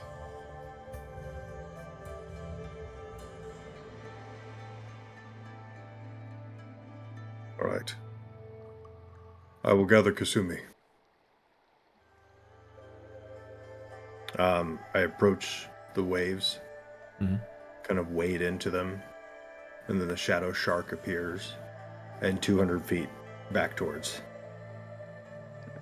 the pier where Kasumi's at. Okay. Kasumi, your night has been pleasant and calm. Pretty moonlight, dancing over the waves. You hear the occasional soft snort from someone inside having a very relatively restful sleep. It's been a while. You haven't heard anything from your companions. You haven't really gotten any tingle of anything bad going on. Then next thing you know, you hear the sound of something speeding through the water towards you. You hear John Williams from the distance. But like 5 times speed. Dun dun dun dun dun dun dun dun. And without any other riders with me, I would be going into the surf, back out of the surf. If she sees that, she is taking several steps back from the pier. No, I don't like that. No. Nope. You would see the giant orc on the back. When you got closer. Do you not have dark vision? She does, but still, you are going in and out of the water. But it's just a 12-foot undead great white. What are you so afraid What of? could possibly go wrong? So yeah, Kasumi is a good 50 feet back from the pier, just wide eyes staring at what was coming in hot. Okay. Do I get there? Yeah, no, yeah, you get. I was just letting you guys do this. Kasumi, you must come with me immediately. What's wrong? A sinkhole. We rescued some people out of it. The ocean still pours underneath the ground. We have to go back in, but we need to go together to look for survivors. And I say that word with a lot of hopelessness in it. Do we have to go on your shark? Yes. Get on the bloody shark. Oh, okay. She comes over to the pier, and as she jumps, she is gonna shift into fox form and literally cling, paws clinging to his neck. You are incredibly itchy. What, his neck or the shark's neck? To his neck, like Oh, his. okay. Got it. Okay. No, she is not touching She's that not going to shark. touch the shark. Okay. She's not touching it. All right. Yeah. So you're able to get back and eventually meet up with your party members. What's the plan? You finding a place to take a rest? I only need an hour, motherfucker, and I'm ready to go again. I mean, you did just go back to get your companions so that you can go together and... How need long longer has it than that. been for Lakin to go get Kasumi and come back? Another 20, 30 minutes for how fast he's going full tilt. Fair. So yeah, Kasumi hops off once he is Kasumi, out of all the her water. fur is that way. We launch over the sand, and the shark dissipates as we land on the earth. Yeah, you have fox claws like indented into your neck That's at this okay. point. I'm going to have to update the drawing. I am a new piercing. Once you are on land, she is going to release her hold and jump off of you and go into human form and immediately start looking for the others. The pink one is there. What's up? Okay, what do we need? What are we doing? San's laying on his back, arms sprawled out. I thought you said- He just held back water for quite a while. Zahn and Lakin both need to rest before we go back down in there. So we're gonna sit here. Kasumi, with you arriving here, this is the first time, but the smell coming from the hole is horrendous. It's very, very similar to the hole that you had encountered on your way to Chunsu the first time around. What's that smell? The hole. That is death. We're going into it. Mm-hmm. When we have slept. There's something in there. Something made that hole. It wasn't mechanical. Does anyone have any idea what it could be? Yes. Well, I don't want to say what it is. Speak, warriors on. 1 second, let me go through my brain hole. If it's another grime, I'm going Yes, to be that. very I think it's a grime. A form of the grime. The only thing we had experienced that burrowed into the ground were those weird creatures from near Pez's area. Didn't the worms that murdered my hamburger also burrow up in the forest? Yeah, and I chased after it as an earth elemental and scared the crap out of the DM. Mm-hmm. Fast as fuck, boy. So, we're I dealing learned with to fear more Moriko that day. purple shit. Probably. What are these things you speak of? These grime? They're creatures after somebody for something. I'm not sure what. They are creatures potentially sent by a higher power.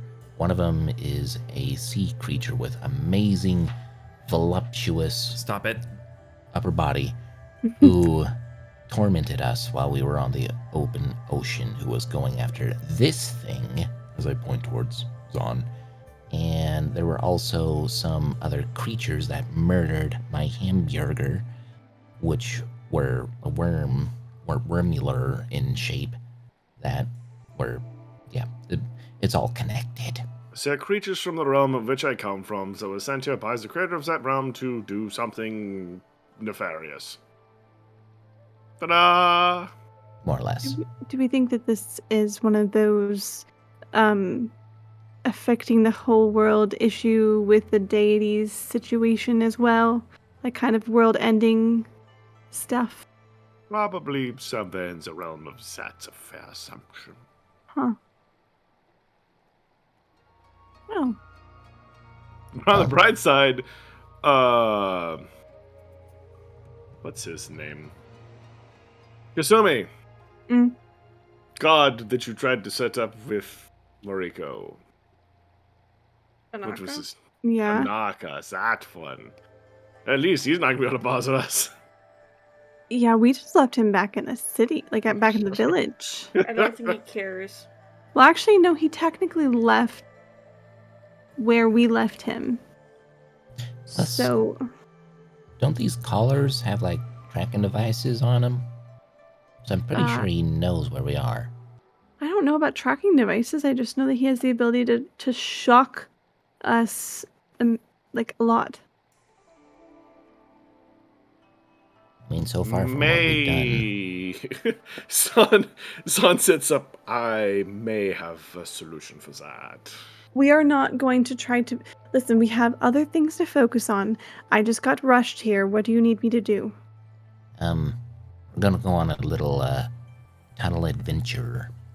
After we sleep, please. Okay, so we're waiting. Just for a moment. Zan's going through the quandary of spell slots that he has. I have little at my fingertips right now. If we go in there right now, it would be very little of use. I mean, I have sovereign glue. What's the glue for? Just in case if we want to permanently glue each other to one another so we don't get lost. I don't like that idea. If you put that on my fur, I will skin you alive and make you into a cloak. Well, I have a universal solvent also. I was going to use that too once we finally finish everything. But fine. You will not ruin my fur with that glue. It still annoys me that you got so incredibly lucky to get both of those. Well, then while you guys rest, I guess I will go see if anyone near us needs assistance. Let's see, it's pretty much nighttime, is it not? Oh yeah. No, it's getting into the late hours. Yeah, like, Zon sleep, no exhaustion. Lakin is sitting on his knees in front of the maw of the open cavern. Mm-hmm. And I have this ghostly aperture sort of flowing out of my eyes as I'm rejuvenating my powers. I'm going to kneel next to him and make sure my firearms are ready for the saltwater intrusion. Okay. I'm gonna rest for a bit so I can change around a few spell slots. Okay. So, everyone is resting as best they can, being as comfortable as they can next to a giant hole that just swallowed up part of a town and is now currently hungrily drinking away at the Kudong Harbor. And that is where we're going to end for tonight. So, thank you all so much for joining us on this. We will see what lies in store the next time we go around. Any questions, comments, concerns? No. Is it Friday yet? It's still technically Friday now. Yeah. So we'll be back in the next 2 weeks to see what happens. Stay safe. See you the next time we go live. Good night, everybody. Bye, everyone. Thanks for listening to the Fools and Flagons podcast. If you enjoyed this past adventure of the Tales of Archeron, you can catch us live on Fridays at twitch.tv/Fools and Flagons.